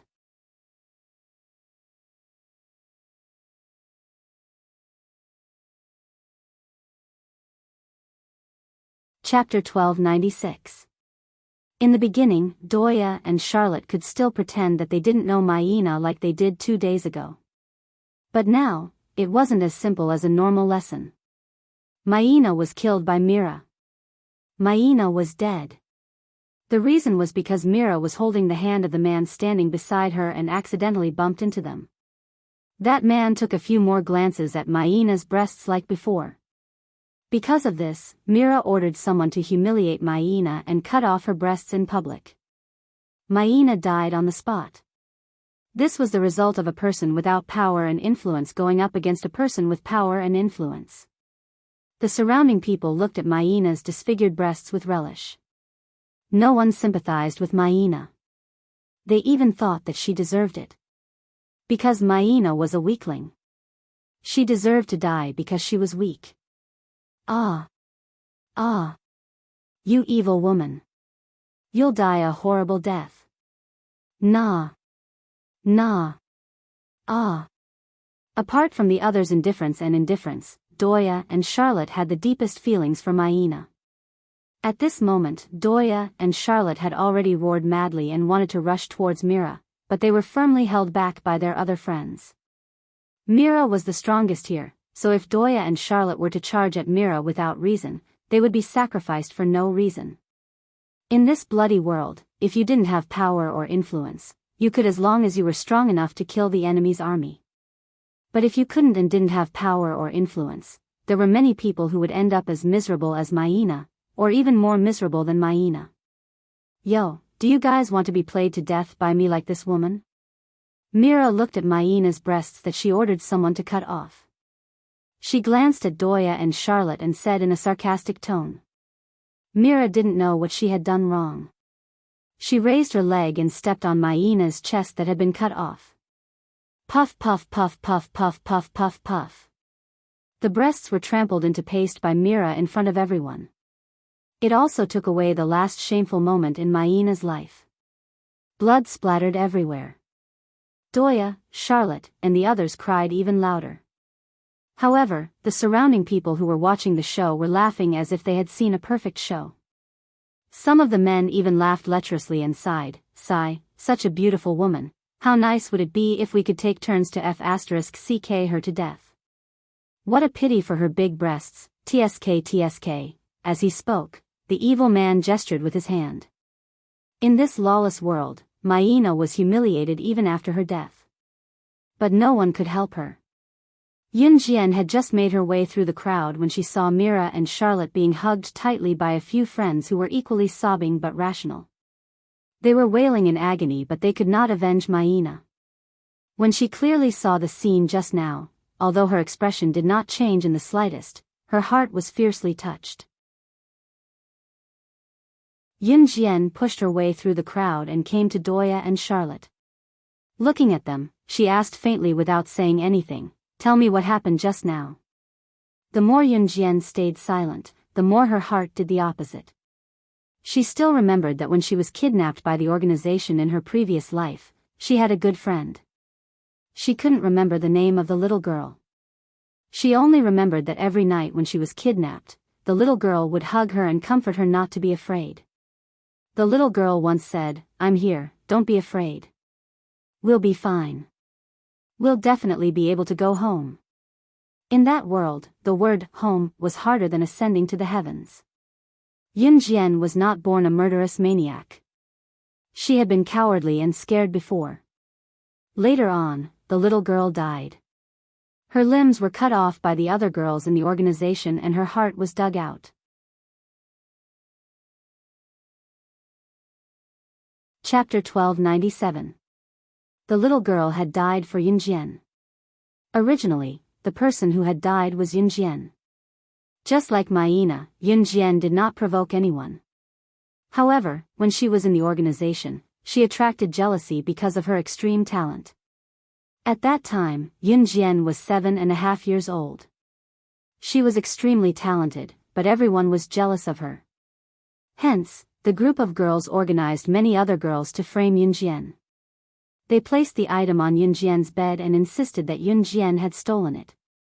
They wanted to kill Yunjian. Yunjian's talent was extraordinary, but she could not withstand the attacks of so many girls. In order to save Yunjian, the little girl had all her limbs chopped off by the group of people. Her heart was dug out on the spot. The group of girls were children after all. When they caught the little girl and saw Yunjian's pained expression, they forgot that their initial goal was to kill Yunjian. They even thought that it would be more interesting to keep Yunjian alive and slowly torture her. Hence, they killed the little girl in front of Yunjian that day. Yunjian had lived 2 lives. She would never forget the last words the little girl shouted at her before she was killed: "You must live. You must live. I beg you, you must take me home." The little girl was older than Yunjian. She was already 9 years old at that time. Her life had come to an end before it even began. Yunjian and the little girl were very small at that time. Their only wish was to find their way home. It was also from then on that Yunjian began to change completely. She no longer needed friends. She was no longer weak and useless. She understood that she had to fight for everything herself. In the following year, Yunjian began to train crazily.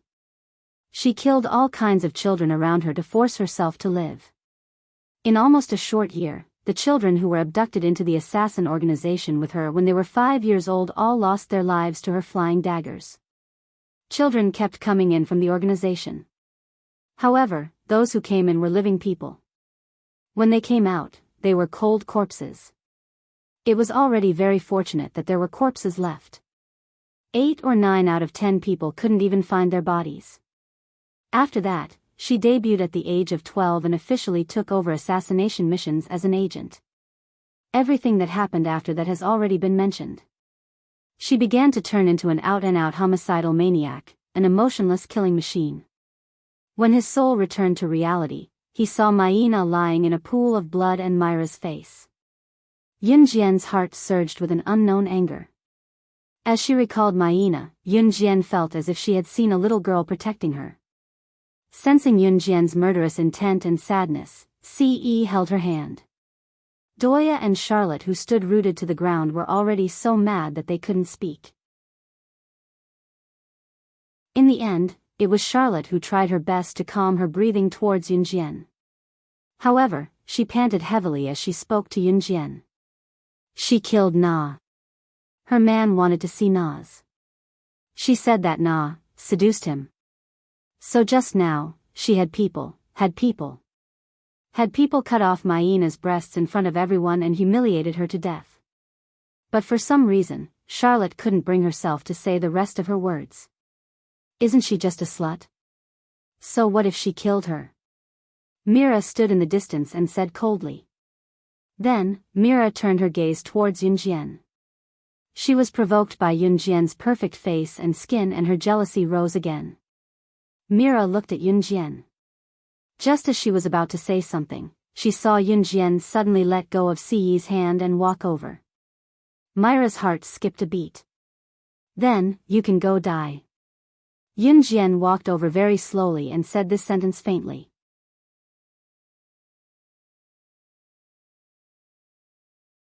Chapter 1298. From Yunjian's expression, she looked very calm. However, those who knew her knew that she was about to get angry. "Hee, you want me to die?" Mira suddenly sneered. Because of Myra's high status, the surrounding people immediately shouted in shock. "Who's that little girl? She actually dared to challenge Miss Mira, the daughter of Europe's military family. I think this little girl will die a horrible death. TSK, just like that woman who overestimated herself. Her breasts will be cut open while she's still alive. Why don't we go and negotiate with Miss Mira and ask her to let us have some fun before she kills this little girl?" All the men standing around were saying disgusting obscenities. Before Maina's death, not only did the people around her not help her, but one of them even kicked Maina back to Mira when she desperately tried to escape. The crowd couldn't wait to watch a free and exciting show. This group of shameless people were still saying shameless things. However, just as they were saying this, the man who suggested to negotiate with Mira and sell Yunjian out for everyone to have some fun before Mira killed Yunjian suddenly had his head pressed down by a slender hand. After that hand pressed down on the man who was fantasizing about Yunjian, the other hand fiercely slapped the man's head, directly fixing his head and twisting his neck. Gotcha. The man died on the spot. The whole process didn't even take 3 seconds. And this person was killed by the owner of this pair of slender hands. The person who killed him was undoubtedly Ce. Ce's face darkened as he directly killed the man. The surrounding people were so frightened that they took 3 steps back. They weren't afraid of Ce killing people, but of Ce's superb skills. One more word and you'll go to hell. Ce coldly spat out this sentence. Among this group of people, Ce was one of the tallest. However, among this group of people, Ce was without a doubt the most handsome one. Because they had never seen Ce in this kind of underground gathering, the surrounding people thought that Ce was weak. However, when Ce walked over from afar and killed someone in 3 seconds, the people around them dared not utter a word of nonsense anymore. On the other side, when Mira saw that Ce who was with Yunjian was so powerful, her arrogant and despotic attitude instantly collapsed. Seeing Yunjian walk towards her step by step, Mira was afraid. However, her years of arrogance made Mira unable to lower her head. She suddenly pointed at Yunjian and shouted at Yunjian, "You! Stop right there. I'm the young mistress of Europe's arms industry. My father's firearms influence covers the entire Europe. If you dare to attack me today, I'll make sure you die miserably." Mira was frightened by Yunjian's aura. Some people were born with a strong aura. Just their aura alone was enough to make people retreat 3 feet in fear. Yunjian was such a person. Yunjian didn't say anything. She continued to walk towards Mira. Her footsteps were very slow. Her feet didn't make any sound when she stepped on the ground. "You!" Seeing that Yunjian didn't retreat, Mira was stunned. However, Mira quickly reacted and threatened Yunjian again. "Let me tell you, my father is about to form an alliance with the Kosha mercenaries. If you dare to do anything to me today, all of you will die. I will pull out all of your tendons and peel off all of your skin." Mira's threat caused the surrounding people to cry out in surprise. Europe's arms industry tycoon was about to form an alliance with the Kosha mercenaries? Then, just as everyone was thinking of this, an ice-cold, enchanting female voice that sounded like the sound of nature reached everyone's ears.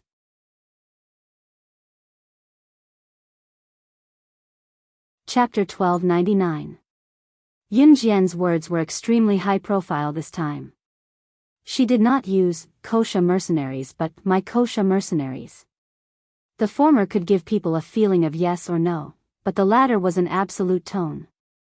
Her Kosha mercenaries was the only person who had the right to say that. Even the higher-ups of Kosha mercenaries, Elder Snake Lizard and Elder Tiger Leopard, did not have the right. The only person who had the right was the boss of Kosha mercenaries.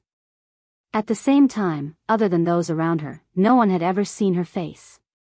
She was the #1 secret agent on the international secret agent ranking, Slaying God, who possessed exquisite assassination skills. Someone once said that if they could meet Slaying God, the #1 secret agent on the international secret agent ranking, one's life would not be in vain. Of course, these were the words of those who had come into contact with this Tao. An ordinary person might not even know about the secret agent ranking and assassin ranking, let alone the rest. It could be said that her father's alliance with Kosha mercenaries was Myra's biggest trump card.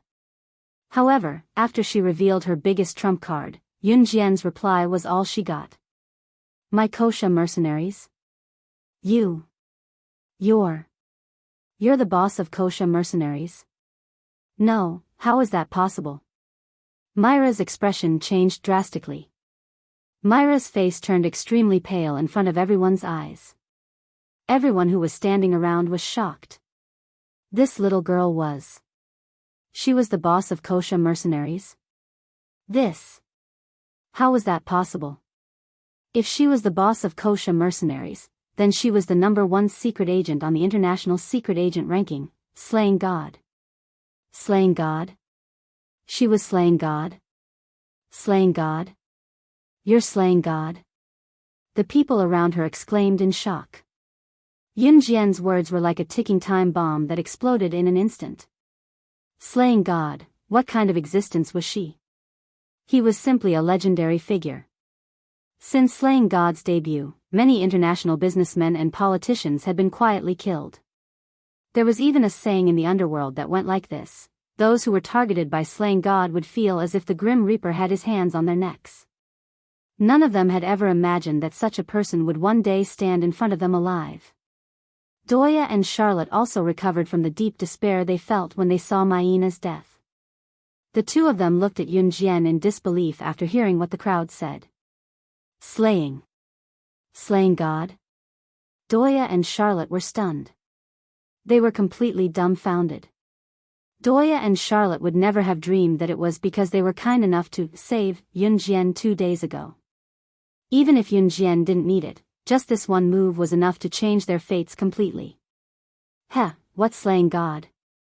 Look at how old you are. How dare you claim that the Wuxia mercenaries are yours? Do you think others won't say such nonsense? Do you really think that people will believe that you're slaying God just because you spout nonsense? You. A mocking male voice came out of nowhere. He wanted to continue, but just as the words were about to leave his mouth, a small flying dagger was flung from where Yunjian was to the man who spoke. The flying dagger flew out of Yunjian's hand and entered the man's mouth the moment he opened it, piercing it. The man's mouth was pierced by the flying dagger and blood splattered everywhere. Although he was not dead, the man fainted from the sudden pain that he did not even have time to react to. Yunjian spoke to Qingyu, who had just rushed over and was standing behind her. Qingyu, kill that blabbermouth. The two words Qingyu made everyone's eyes widen.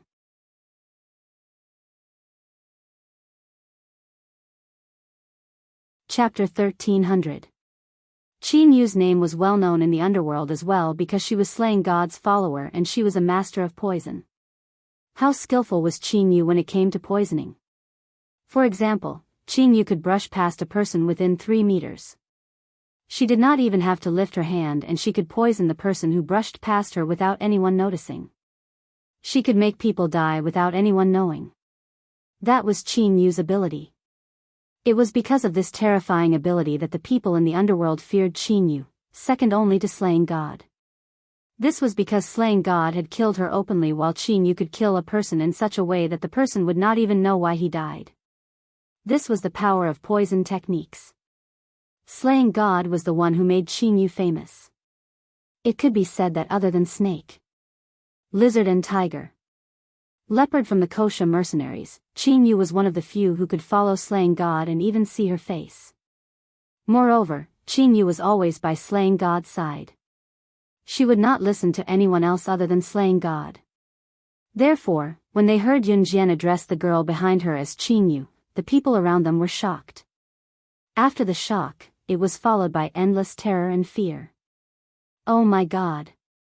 Slaying God is her. It's really her. Someone could not help exclaiming.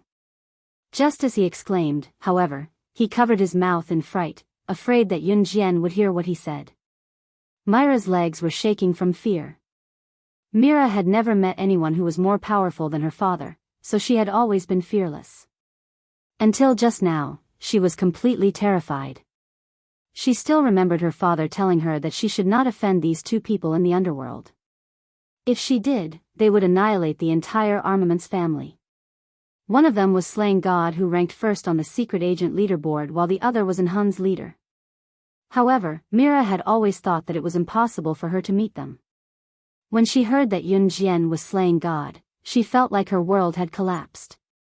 At this moment, Yunjian had already walked up to Mira. She stretched out her hand and grabbed Myra's long hair. The group of bodyguards around Mira, including Myra's man, didn't even dare to let out a fart.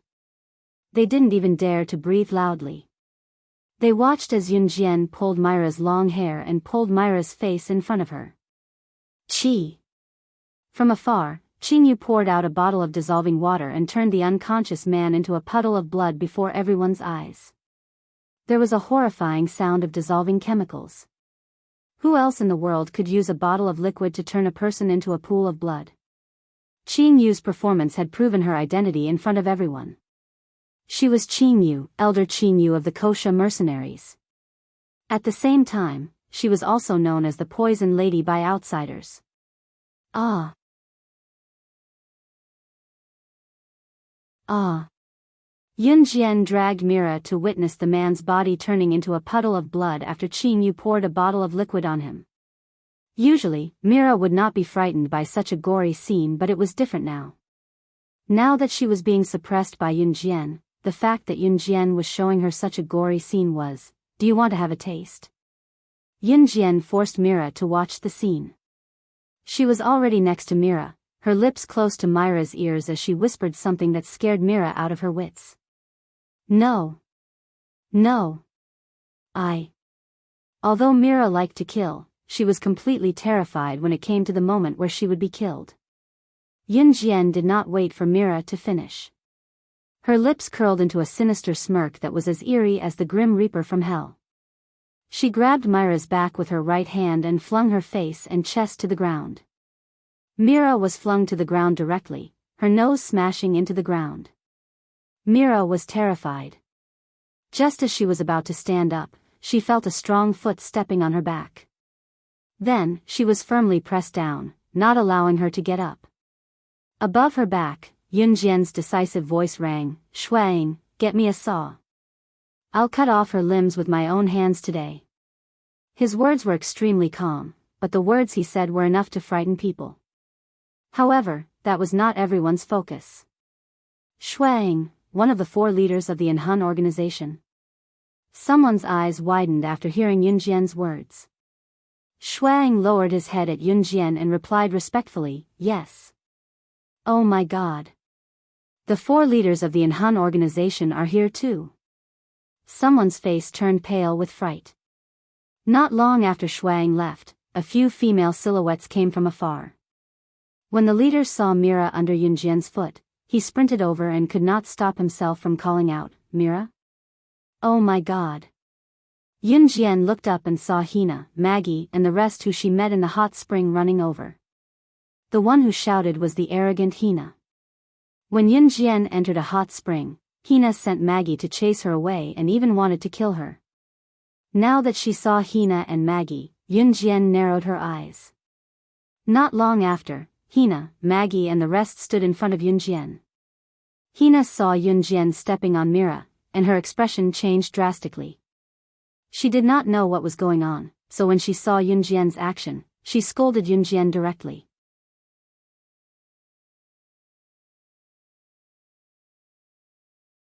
Chapter 1301. Hina also became friends with Mira 2 days ago. Although Mira looked down on Hina at the beginning, after seeing that Hina had connections in Kosha mercenaries and in Hun organization, she started to talk to Hina more. Myra's father told her to make more useful friends, and Mira always kept it in mind, so she forced herself to talk to Hina more. This made Hina think that she had successfully become friends with Mira. When she saw Mira being stepped on by Yunjian, Hina wanted to flatter Mira, so she rushed in and threatened Yunjian with Mira and her status. In this world where the strong were respected, strength and status represented everything. Hina also believed that if she said so, Yunjian would definitely be scared and let go of her foot. But what Hina didn't expect was that Yunjian didn't let go of her foot. Instead, after hearing Hina's threat, she stepped harder on Myra's back. Mira was being stepped on by this foot and kept howling. But now she didn't even have the courage to beg for mercy. "Did you hear what I said? Why aren't you letting go of your dirty feet? I've seen a lot of rookies like you who think you're great, but actually just mixed in our circle. If you let go of your foot now, I can still leave you a whole corpse. Otherwise." Hina looked at Yunjian as if she was a senior looking at a new rookie. Hina thought that she had been in this circle for 5 or 6 years. What kind of things had she not seen? People like Hina, she wasn't a professional killer trained by an organization. Usually, professional killers trained by an organization, if they could come out alive from the organization, they must be at the level of a senior killer or an agent. In this world, some people started to come into contact with the circle of killers or agents when they were 15 or 16 years old, almost approaching adulthood, and started to practice their skills. Hina started to train when she was 15 or 16 years old. Think about it, Hina started to train when she was 15 or 16 years old, and she only learned the killer moves. It was different from someone like Yunjian who grew up among the dead and had to kill others in exchange for her survival, a secret agent assassin who grew up in actual combat. It could be compared like this: one was the real deal, and the other was just a cheap pirated version. Hina herself started to train and learn killer moves around Yunjian's age, so she naturally thought that Yunjian was just a rookie. She had probably just started to mingle in this circle, hadn't she? How dare he be so arrogant in front of me? Before Hina finished her words, some lackeys beside her, led by Maggie, had started to echo her words. Exactly.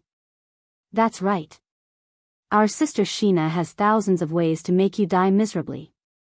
Moreover, Sister Sheena has people in the Inhan organization and Kosha mercenaries. If you know what's good for you, kneel down and beg for mercy. Then, we can give you a good death. Otherwise, we'll kill you. Maggie and the others looked at Yunjian with hatred, as if they couldn't wait to tear Yunjian into pieces. Maggie even thought in her heart that she shouldn't have let Yunjian go just because she owed Doya a favor. Seeing this, Doya and Charlotte clenched their fists tightly. At this moment, a mellow male voice was heard. Before everyone could react, the owner of the mellow male voice was already standing beside Yunjian. Ce looked at Shuang, who just came back with the saw, and stood beside him silently. He said to Shuang in front of everyone with a slight anger.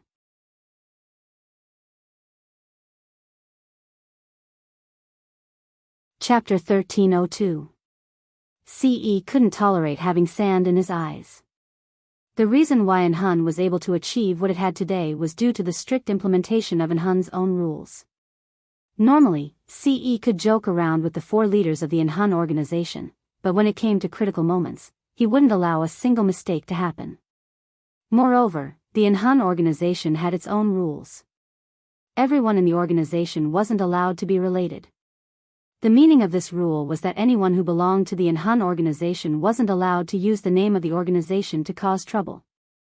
It meant that no outsiders were allowed to use the words "I know someone from the Inhan organization" to swagger around in the circle. It was obvious that the man Hina mentioned was from the Inhan organization, and she was using this to her advantage. This was something Ce couldn't tolerate. The members of Inhan would definitely be protected by the organization. However, if they were to flaunt their prowess on the international stage just because they were slightly related to Inhan, they were basically using Inhan's name to swindle people everywhere. Ce had severely suppressed this a long time ago. This was something he couldn't tolerate. Yes, young master. Shuang was sweating for Lin Wei. Ce rarely spoke with anger. In fact, Shuang knew that the anger in Ce's tone this time was because someone was targeting Yunjian in the name of Inhan Group. That was why Ce was so angry. The only person who could make Ce emotional was Yunjian. If this matter didn't involve Yunjian, even if the Inhan organization was destroyed, Shuang reckoned that Ce's expression wouldn't change at all. Thus, when comparing the Inhan organization to Yunjian, Shuang reckoned that in Ce's heart, even if there were hundreds of billions of Inhan organization, they wouldn't be able to compare to Yunjian. Thinking of this, Shuang deepened his thoughts of going to Yunjian to flatter her. He felt that he needed to plan for Amo Senya to go with him to flatter Yunjian. Thinking of this, Shuang dialed Ling Wei's communicator and ran to the side to talk. He left behind a group of dumbfounded people. The people standing around had been there since Yunjian's identity as slaying God was exposed. They had witnessed the entire process. Hina, Maggie, and the others were all aware of their performance, and they all thought that Hina, Maggie, and the others were doomed. However, no one expected the man standing next to slaying God to order Shuang, one of the 4 leaders of Inhan, in such a tone.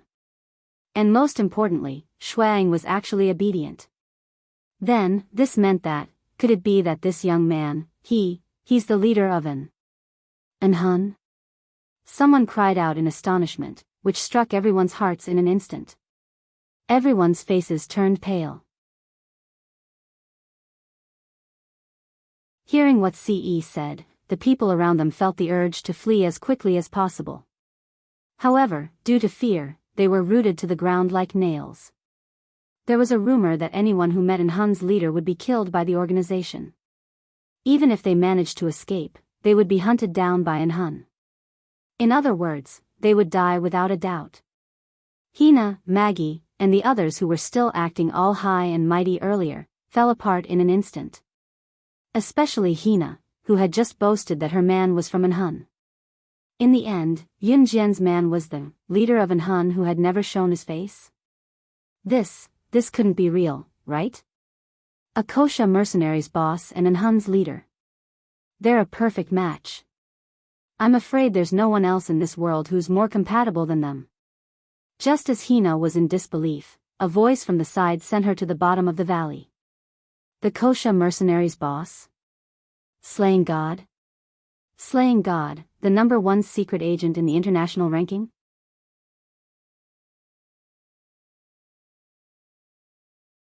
Chapter 1303.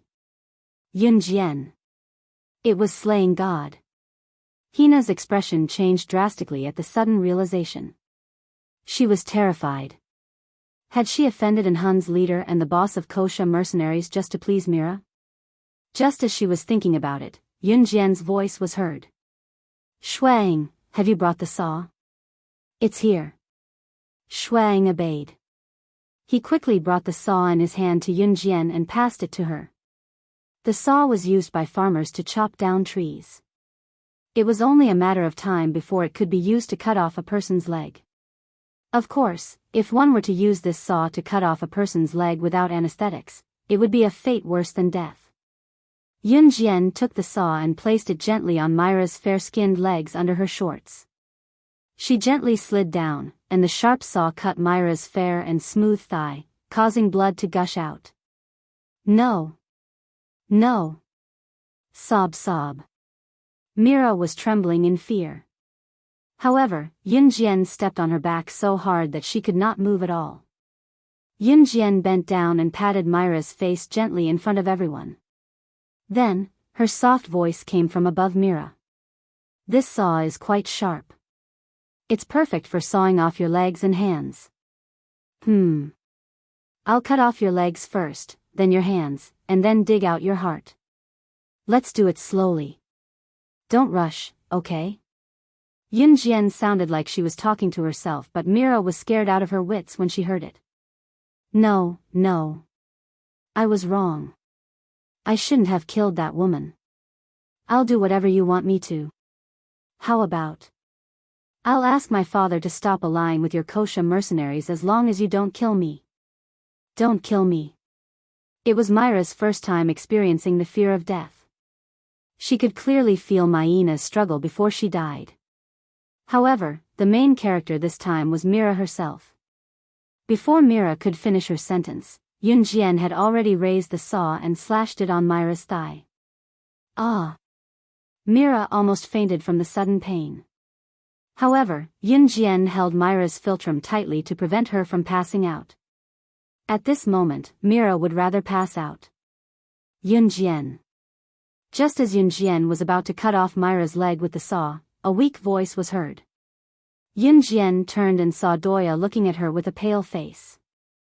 Yun Jian stopped what she was doing and turned to look at Doya. However, Doya paused. Then, she mustered up her courage and said to Yun Jian, she killed Na. I want to avenge Na. I'll kill Mira.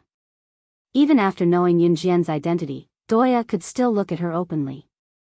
Although she was slightly fearful, she was braver than most of the men here since she stood out after knowing Yun Jian's identity.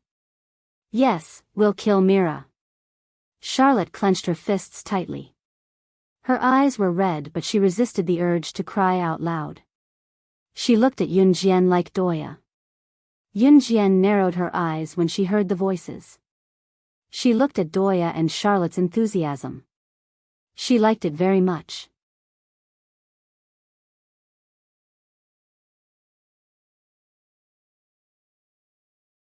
Chapter 1304.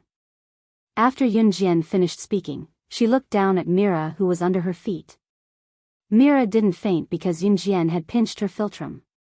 All Yun Jian wanted was for Mira to be in so much pain that she wished she was dead.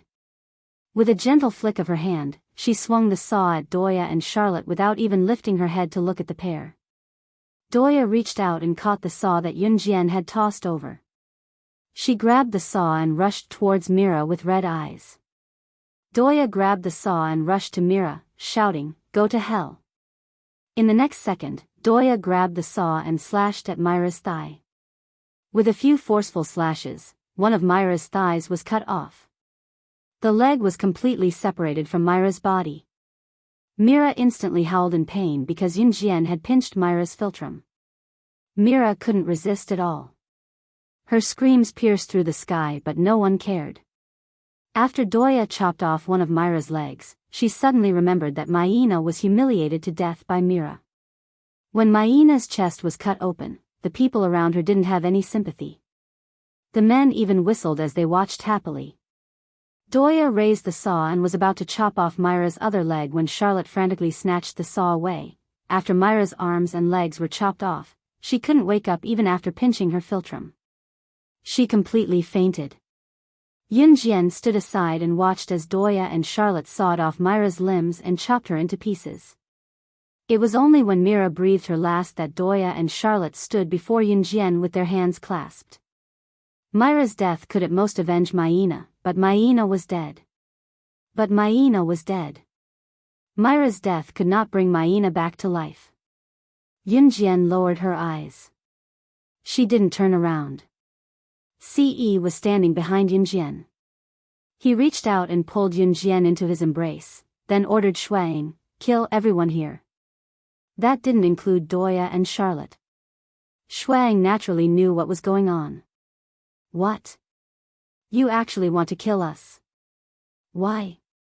When some people heard Ce's words, their expressions changed drastically, and they all began to turn and flee frantically. With Shuaying's ability, even if everyone present worked together, they still wouldn't be a match for him. Moreover, anyone who was targeted by the leader of an Hun would definitely die. Encountering such a situation, it was impossible for them not to run. Every one of them ran faster than anyone else.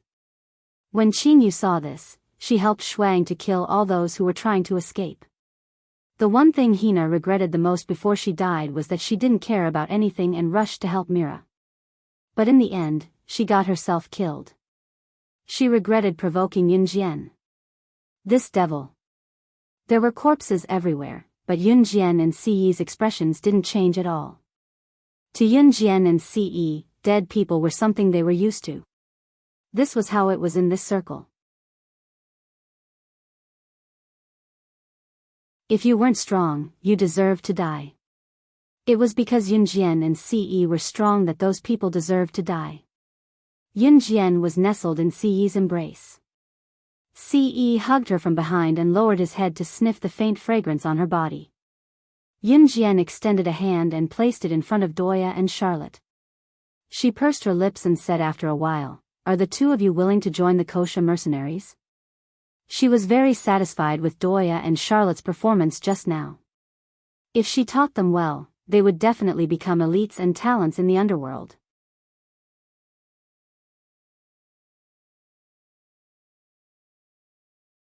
Chapter 1305. Yunjian's eyes flashed with determination. Both Doya and Charlotte were stunned. They did not expect Yunjian to say that. "Are you two willing to join the Kosha mercenaries?" Doya and Charlotte would never dream of such a good thing. They would never dream of Yunjian inviting them to join the Kosha mercenaries just because they had saved the Kosha mercenaries' boss. Doya and Charlotte knew very well that they had to fight for their own success. They had never thought that they would dream of Yunjian repaying them for saving Yunjian. Hence, when they heard Yunjian's words, Doya and Charlotte were stunned. If it were anyone else, they would definitely nod their head and join first before thinking about anything else. However, Doya and Charlotte did not do that. Doya lowered her head and looked at the dust on the ground. She was about to speak when she heard a voice. Just as she was about to say something, Yunjian's voice came again. "Don't worry. I've never invited useless people to join the Kosha mercenaries. I'm inviting you to join the Kosha mercenaries because you have the ability to grow. As for me, I'm just a talent scout." This was what Doya and Charlotte were worried about. They were different from others. They wanted to rely on their own ability to survive in this world. They did not want to rely on their relatives, friends, or lovers to flaunt their prowess everywhere like Mira or Hina. They wanted to become stronger. Just like Yunjian, who did not rely on anyone. All right. I agree. Doya grinned at Yunjian all of a sudden. I agree too. Charlotte clenched her fists. They had to become strong so that they would not be bullied. So that they would not be like before when they could only watch helplessly as Mira killed Maina. Then, I welcome you all to join us. Yunjian narrowed her eyes and smiled, a sharp luster flashing in her eyes.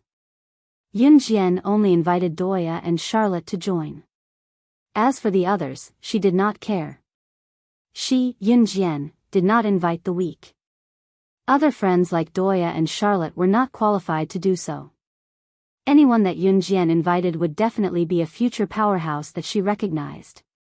She wouldn't accept trash.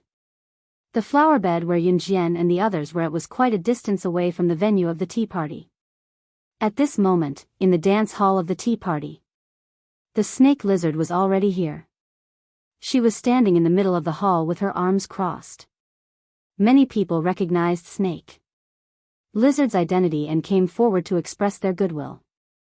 However, Snake Lizard did not pay any attention to him. She still maintained her cold and aloof appearance. You, Elder Snake Lizard, greetings. I'm Europe's arms tycoon, Miro. We've met before. Last time, I proposed an alliance with the Kosha mercenaries. It should be about time, right? The man who called himself Miro bowed in front of Snake Lizard and spoke to her respectfully.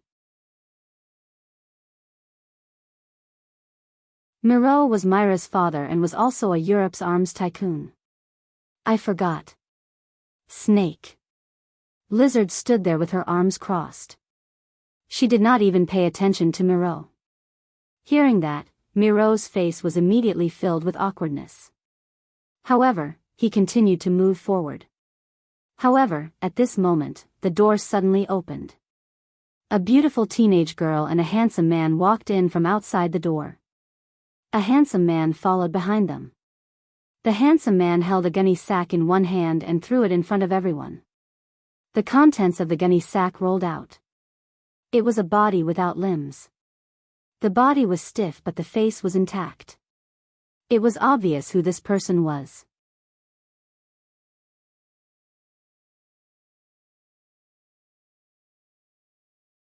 Chapter 1306. When he saw that Shuang had thrown the corpse out of the sack, which was so cold that there was no warmth at all, and it was a corpse with 4 broken limbs. Miru had just turned his head to look curiously, but at the same time, he screamed out in horror, "Ah! Daughter? My daughter! Mila?" Mila had always been spoiled by Milu.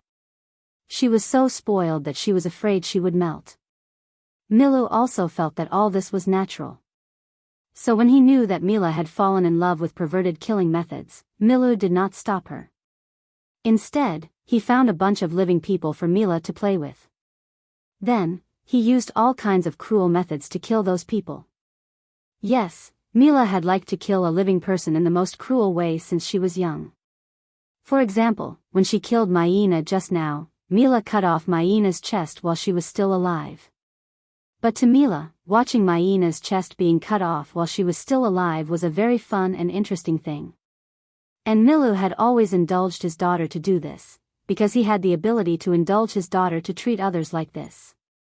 But when he saw his most precious daughter's limbs being broken and thrown on the ground like trash, he was shocked. And when he heard Yunjian call his daughter, he thought, "Thing? Whose thing is this? Come out and claim it." It was just a simple statement, but Miru's initial calmness had turned into a state where he could not wait to strangle Yunjian to death, cut her into 1,000 pieces, and tear her apart. "Ah! My precious daughter, ah!"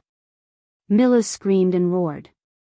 His whole face turned red in front of everyone's eyes. Because of his anger, Milu's whole face turned red. Yunjian looked at Milu's extremely angry face. She narrowed her eyes, and a murderous intent flashed in her eyes. Then, Yunjian hooked her finger at Milu, with a hint of mockery. After Yunjian hooked her finger at Milu, she paused for a while before continuing, "Your daughter killed my friend." Yun Jian's initial smirk was gone as she spoke, her expression turning cold all of a sudden. "So she must pay the price," Yun Jian said coldly.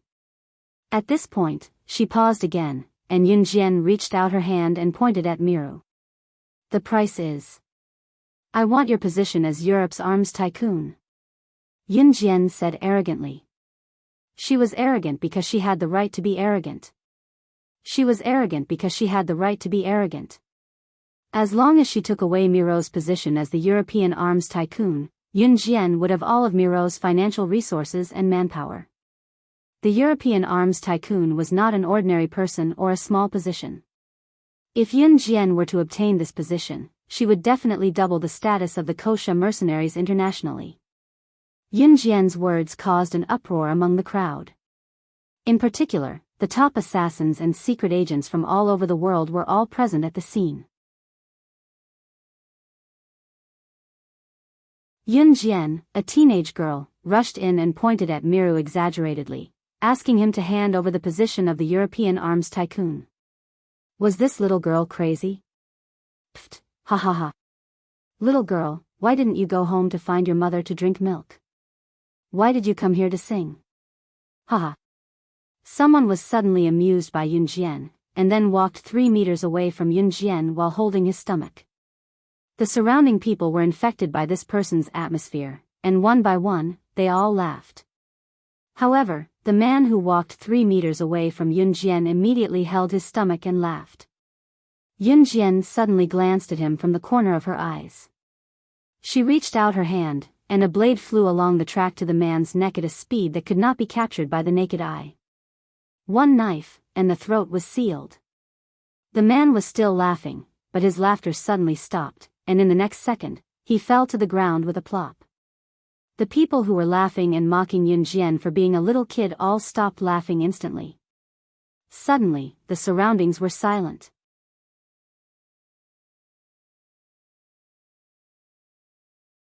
Chapter 1307. Just a moment ago, Miru was still growling angrily and wanted to rush forward. His delusional action of rushing forward abruptly stopped in the next second. It was because the man who mocked Yun Jian just now was killed by the flying dagger Yun Jian had thrown just like that. This young lady was definitely not as simple as she looked. Miru's impulsive desire to charge forward and kill Yun Jian on the spot was quelled at this moment. Miru was a European arms tycoon after all. The fact that he could climb to this position that countless people were waiting for meant that Miru was not someone who acted on impulse. Even if his daughter was brutally murdered, Miru could only glare viciously at Yun Jian from afar because of the power that Yun Jian had displayed earlier. Compared to Miru, the surrounding group of people were dumbfounded. The people who mocked Yun Jian along with the man who was killed earlier all shut their mouths. The place was silent. The crowd watched as Yun Jian walked toward Miru. Ce, who was walking side by side with Yun Jian, walked at the same time as well. Shuang, who was behind them, followed as well. Qingyu, Doya and the rest did not come over. Qingyu was still contacting the Wuxia mercenaries to deal with the incident earlier. At this moment, someone among the crowd saw Shuang, who was following behind Yun Jian and Ce. He's one of the 4 leaders of the Anhun group, Shuang. The crowd was stunned when they heard this. Even Miru's eyelids twitched. Miru clenched his fists. She killed his daughter.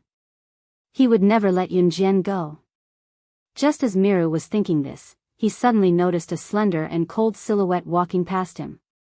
Snake. Lizard twisted her seductive body and walked toward Yun Jian under Miru's gaze. Miru's heart skipped a beat. Snake. Lizard's cold face looked at Yun Jian, who had an equally cold expression. Miru thought that Snake. Lizard had a grudge against Yun Jian.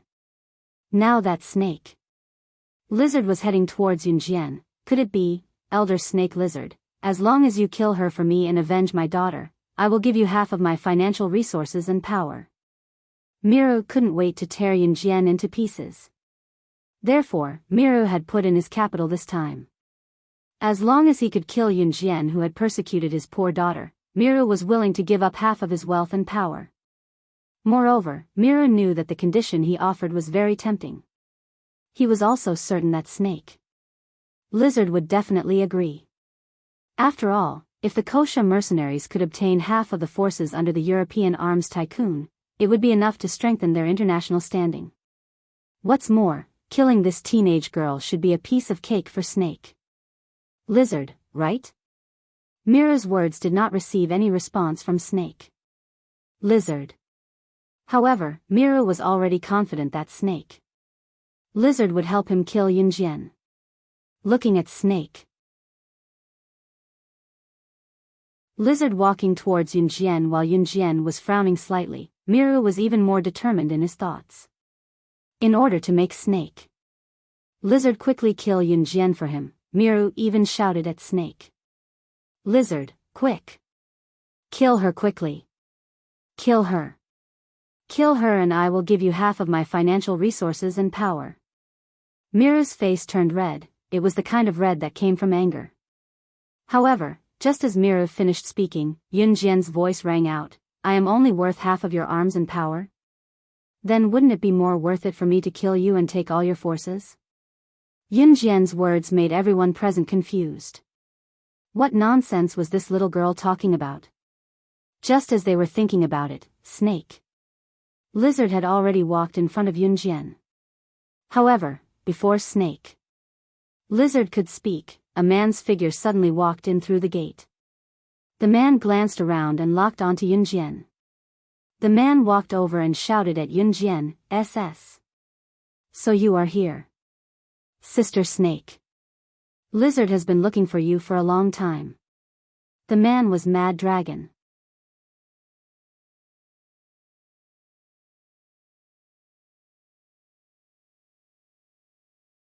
Chapter 1308. As soon as Mad Dragon and Snake Lizard said that, everyone around them looked at Yunjian in fear. Everyone stared at her. SS. If Yunjian's acquaintances did not know what SS meant, everyone here knew what it meant.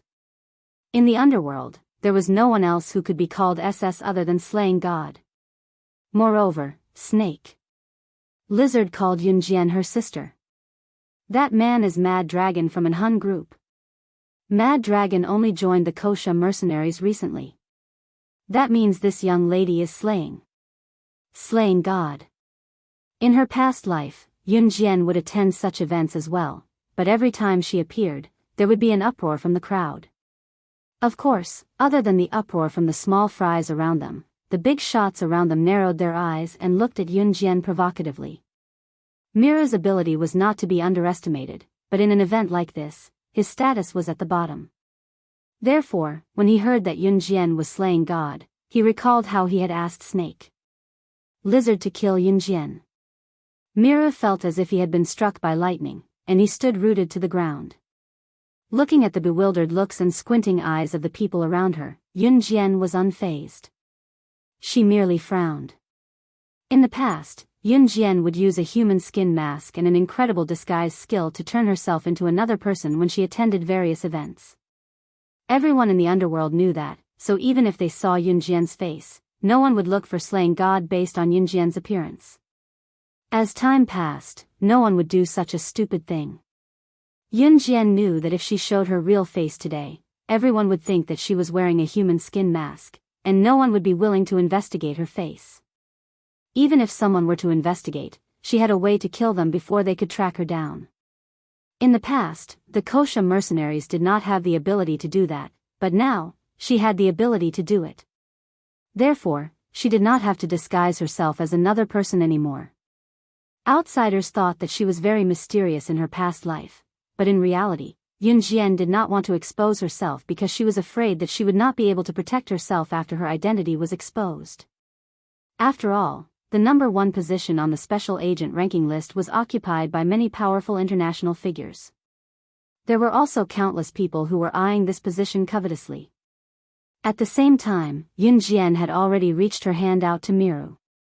She took 2 steps toward Miru, her expression unchanged as she said, "Hand over your European firearms force obediently, and I'll leave your corpse intact." Yun Jian was never one to let her emotions get the better of her. To be honest, Yun Jian did not look for Mi Lu today just for Maina. Maina's death was just an excuse. What Yun Jian wanted was Miru's European firearms force. Shuang, who was standing behind Ce, immediately knew that Ce did not intend to expose her identity when Ce glanced at him. However, compared to protecting Yun Jian, his young master was willing to do anything. Shuang gulped, cleared his throat gently, and turned to look at the crowd. The Inhun organization has reached an agreement with the Kosha mercenaries. From now on, the Kosha mercenaries' business is the Inhun organization's business. Anyone who disobeys will become the Inhun organization's enemy. Shui Ying's words caused a commotion among the crowd. The strength of the Inhun organization was well known to everyone. Such a powerful organization, their armed forces could even be compared to a developed country. Fortunately, the Inhun organization had never intervened in any conflicts and had always remained neutral. However, today, they had made an exception for the boss of the Kosha mercenaries, slaying God.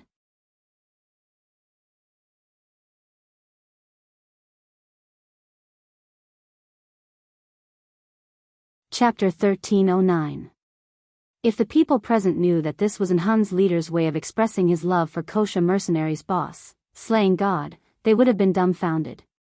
Just now, Miru still had a trace of a fluke heart, but at this moment, it was completely crushed. Kosha mercenaries and Inhun had joined forces. Even the internationally renowned Inferno Ring was annihilated just like that, let alone a small European arms tycoon like him. It's over, it's over. My life's work. It's over just like that. Miru understood his situation very well. He reached out his hands and howled at the sky like a madman. Then, Miru sat on the ground, completely paralyzed. He was done for. The European arms tycoon would have a successor, but he had offended slaying God, the boss of Kosha mercenaries. Did he still have a chance to live? The people around were affected by Miru's howls and their faces turned pale with shock. Lizard, I'll leave him to you, Yun Jian said to Snake. Lizard after squinting at Miru. All right. Snake. Lizard nodded. Miru would not be able to escape death. It was Yun Jian's principle to eliminate the source of trouble. She would not give Miru a chance to make a comeback. Yun Jian had handed over some of the organization's matters to Snake, Lizard and Tiger. Leopard. Although she was a hands-off boss, she was still the one who handled most of the important matters personally. Yun Jian was dragged away by Ce before the third global underground tea party ended. The tea party started early in the morning and lasted until midnight. However, Yun Jian was dragged out by Ce halfway through the tea party. Everyone present noticed this, but no one dared to speak carelessly. That was slaying God. Ce did not care about Inhun's matters at all. He was even more thorough than Yun Jian in being a hands-off boss. Ce did not say a word throughout the whole process. It was Shuang who did what he wanted. In fact, if Yun Jian didn't attend this year's tea party, Ce definitely wouldn't have come. Of course, if Yun Jian came to participate, then everything would be different. Qingyu had just finished dealing with what had happened and walked into the ball. Seeing a mad dragon standing beside Snake. Lizard, Qingyu blinked and went over, turning to ask Snake. Lizard, Master, where's Sister Jian? Snake. Lizard turned around and was about to speak when Shuang, who was not far away, snatched the right to speak. Since there was no one around Shuang, he told Qingyu generously, the young master has brought the young mistress out for a while. Qingyu did not pursue the matter further. Country B was surrounded by deserts. Even the lush green lawns were scarce and water was scarce. However, the location of the tea party was chosen in the most prosperous area of Country B, although the most prosperous area here was probably only the poorest area of Country Z. But generally speaking, the places with water sources were the most prosperous places for a country to develop. There was a stream nearby that was very long. There were even fishermen fishing on the stream. The stream was quite wide as well, so it was just right for a boat.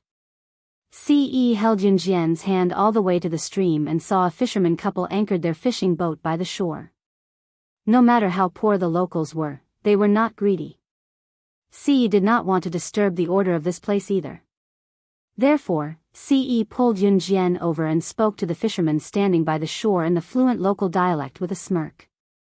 Yunjian knew Country B's language. However, Country B was like Country Z. Every region had its own dialect. Ce spoke to the fisherman couple in the local dialect, so Yunjian did not understand.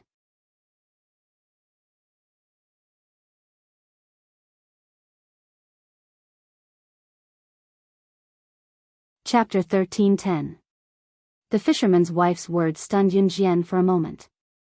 He said that they were husband and wife? Yunjian was stunned. At the same time, she turned to look at Ce. Ce was very tall, and Yunjian wasn't short, but she wasn't tall either. Standing beside Ce, Yunjian felt like a little bird that was dependent on him. When Yunjian raised her head, she could just see Ce's smooth chin. His handsome features warmed Yunjian's heart. The fisherman's wife, who was this woman, covered her mouth when she saw this, and her smile became even more obvious. The woman smiled and reached out to pull Yunjian onto the boat in a very hospitable manner. At the same time, she said to Yunjian, "Newlyweds, the two of you are really compatible. This young man is so handsome and dotes on you a lot. Young lady, you're really lucky." As she spoke, the woman had already pulled Yunjian onto the boat. She even reached out to pat the back of Yunjian's clean hand. Then, she said to Yunjian, "Sigh, to think that my husband didn't treat me so well in the past. If he treated me so well, I wouldn't be able to wait to empty out everything I have for him." The woman was joking with Yunjian. However, after hearing the woman praise Ce, Yunjian was stunned again.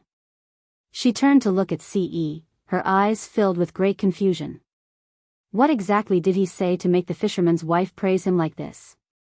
Seeing that Yunjian had turned to look at him, Ce smiled at Yunjian.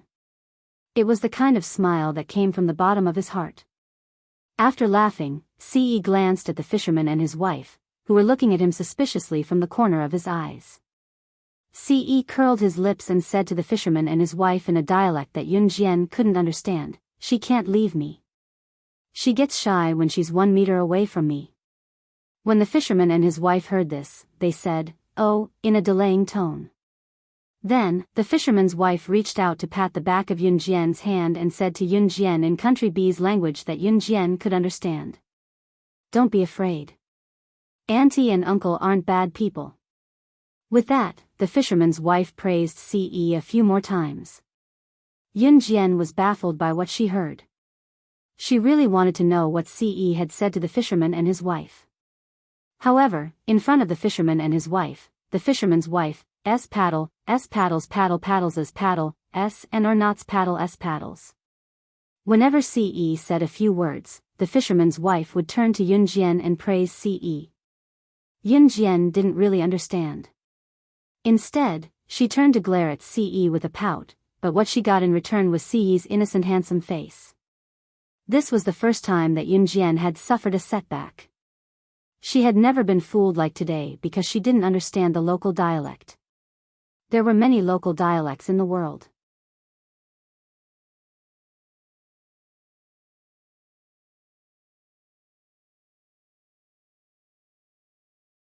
Chapter 13:11. The fisherman's wife's words caused Yunjian's face to turn bright red. Ce didn't reply, but she enjoyed this feeling very much. When the fisherman's wife saw that Yunjian was shy, she walked over and pulled Yunjian to the other side of the boat. At the stern of the boat, which was 3 meters away from Ce and the fisherman, she pulled Yunjian's hand and whispered to Yunjian, "Little girl, don't be shy. Little girl, don't be shy, and don't think that Auntie is long-winded. You don't know, but the man that Auntie teaches is the only one in our town who doesn't cheat. Auntie sees that we hit it off, so Auntie will teach you how to discipline men." As she spoke, the fisherman's wife looked over at Ce, who was sitting at the bow of the boat, and the fisherman's figure, who was paddling. When she saw that Ce and the fisherman weren't looking over, the fisherman's wife began to teach Yunjian her sure-kill technique. The fisherman's wife moved her head closer to Yunjian's ear, and Yunjian didn't resist. Then, the fisherman's wife's words slowly drifted out. Auntie is telling you, women, you can do whatever you want, but once you're in bed, you have to serve your man with all your might. Don't be shy. Yunjian was listening to everything the fisherman's wife said, but once she thought of herself and Ce after she finished listening to them, Yunjian's face couldn't help but turn red, and her heart thumped wildly. When the fisherman's wife pulled Yunjian back to the bow of the boat, where Ce and the fisherman were, and personally handed Yunjian's hand to Ce, the fisherman's wife looked at Yunjian with a, "you and I know" look. She just wanted Yunjian and Ce to have fun in bed. When she thought of this, Yunjian lowered her head, and her face turned even redder. What did you guys talk about?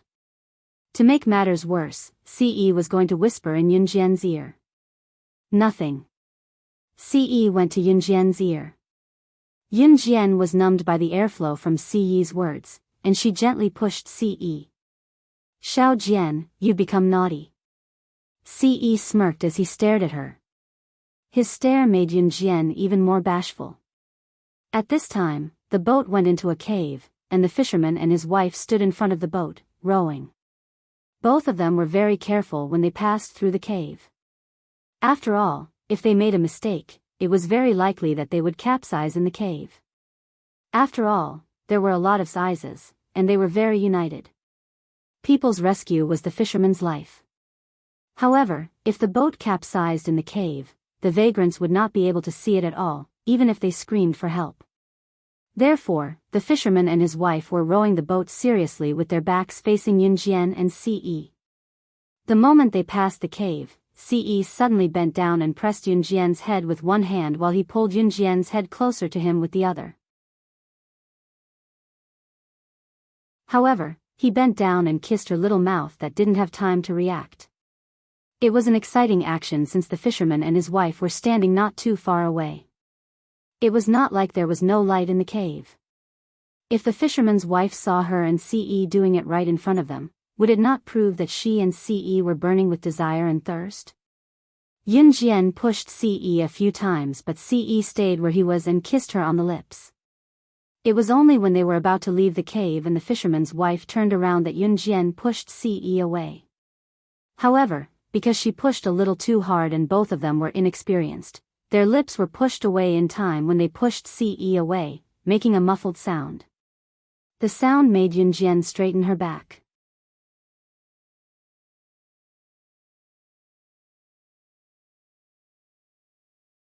Chapter 13:12. The fisherman's wife's question made Yunjian, who had straightened her back, shake her head and answer, "I didn't hear you." Yunjian was the most obedient now. Ce's heart itched at the sight. He felt like he should hold Xiao Jian in his arms and not let anyone see her beauty. Because her beauty was his. It could only be his. It's probably the fishes in the stream kissing in heat. There's a lot of fishes in this stream. It's summer now and the fishes are all out. They're in heat now. The fisherman explained with a laugh. Then, he rowed the oar again. There was no end to the stream, but the spot where the fisherman and his wife usually rowed and fished was already at the end. Since the fisherman and his wife did not know if there would be other dangers over there, they did not plan to continue rowing. You too have to live a good life. When they bid farewell to Yunjian and Ce, the fisherman and his wife leaned against each other affectionately as they watched Yunjian and Ce and waved at them. The fisherman's wife said in a friendly manner. The fisherman and his wife were adamant that they did not want a single cent from Yunjian and Ce. They even said that they were bringing Yunjian and Ce along the way. Yunjian and Ce thanked the fisherman and his wife. When they were about to leave, the fisherman's wife even asked them to stay with a grin. "You two really don't need to stay at my place for a night? My house's soundproofing is really the best within a 10-mile radius." The fisherman's wife's words made Yunjian blush again. Ce turned down the offer without hesitation. It was only then that Yunjian and Ce headed back. Since Yunjian and Ce had come out in the afternoon, It took them almost the entire afternoon to travel from upstream to downstream. When they returned to the ball, it was already time for dinner. However, Yunjian and Ce did not plan to have dinner here. They planned to return to Country Z's Longmen City directly. Ce had sent a helicopter to return to Country Z with Yunjian. Snow Eagle, Snake, Lizard, and Mad Dragon had to stay and return the next day after the ball ended. Before they left, Yunjian met Doya and Charlotte. Doya and Charlotte had simply covered Maina's body with a white cloth and tried their best to piece her together. The parts that were damaged by Mira could never be recovered. When Yunjian went to meet Doya and Charlotte, both of them were kneeling in front of the white cloth that covered Maina's body without uttering a word. Yunjian went over and gently placed her hands on Doya and Charlotte's shoulders. After 2 seconds of silence, she said, "Only when you become stronger can you protect the people you want to protect." Hearing Yunjian's voice, Doya turned to look at her. Doya could hear the slight sadness in her voice. Doya asked in return, "You're so strong. Will there be times when you can't protect the people you want to protect?" Hearing Doya's question, Yunjian suddenly clenched her fists. The death of the little girl and her younger brother in her past life was still vivid in her mind. Yunjian released her fists quickly without any change in her expression. Silence, dead silence. Just when Doya thought that Yunjian would not speak, she suddenly heard her reply solemnly, "Yes." She was strong, but she was not God. She was not omnipotent.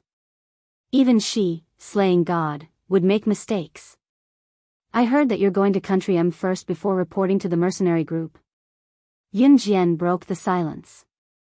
This time, it was Charlotte who spoke. Her eyes were dull and her lips were pale as if she was reminiscing about the past. Country M is Na's hometown. She was abducted by an assassin organization when she was 15. We met in the organization.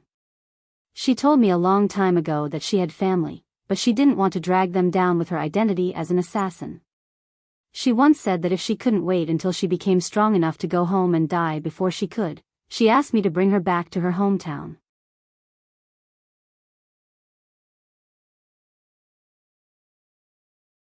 Chapter 13:13.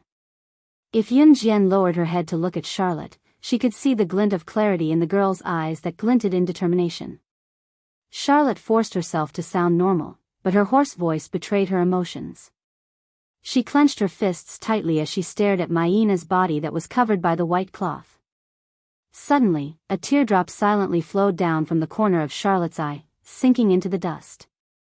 She shed tears because of Maina's death and for herself who was still living in such a cruel world.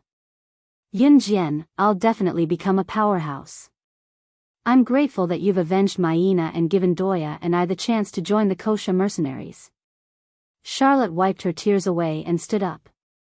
She turned around and looked straight at Yunjian. "You don't have to thank me.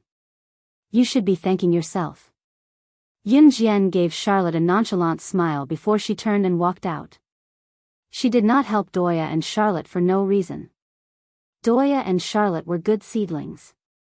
She allowed them to join the Kosha mercenaries to nurture them so that they could be used by the Kosha mercenaries in the future. She was not a saint. Of course, if Doya and Charlotte betrayed the Kosha mercenaries one day, she promised that she would kill them personally. Not all of the international bigwigs were present at this underground tea party, but it was undeniable that many bigwigs were present. Yunjian and Ce did not join the party and left the rest to Snake, Lizard, Qingyu, and Shuang. Ce sent a helicopter to bring Yunjian back to Country Z overnight. It took some time to return to Country Z. Other than the pilot, there were only Yunjian and Ce in the helicopter. At this moment, the pilot of the helicopter was like a blind and deaf person. He didn't dare and wouldn't turn his head to look behind him. Of course, this fueled a certain someone's ambition. Ce sat beside Yunjian, his body pressed tightly against Yunjian's side, enjoying the girl's soft and beautiful touch. When Ce leaned over, Yunjian's cheeks flushed. When Ce's large palm covered her small hand, Yunjian stepped back slightly since the pilot was still sitting in front of them. Yunjian's shyness tickled Siyi's heart. Ce grabbed Yunjian's hand and pulled her into his embrace. Xiao Jian. Siyi's low, magnetic voice rang. Yunjian was pulled into Siyi's embrace. Feeling Siyi's firm chest, she thought it was his fresh scent. Since there were other people around, she pushed Ce. Don't. There's someone here. Yunjian's voice was even more misleading. Just as she said that, Ce pressed Yunjian's head down and kissed her on the lips. No one saw the murderous glint that flashed across the pilot's eyes in the pilot's seat. In the next second, just as Ce kissed Yunjian, the pilot flipped his hand and a machete appeared in his hand. You're tuning in to the Biyao's Wuxia Chronicles YouTube channel. Don't forget to subscribe and join us on this journey to catch the most captivating stories.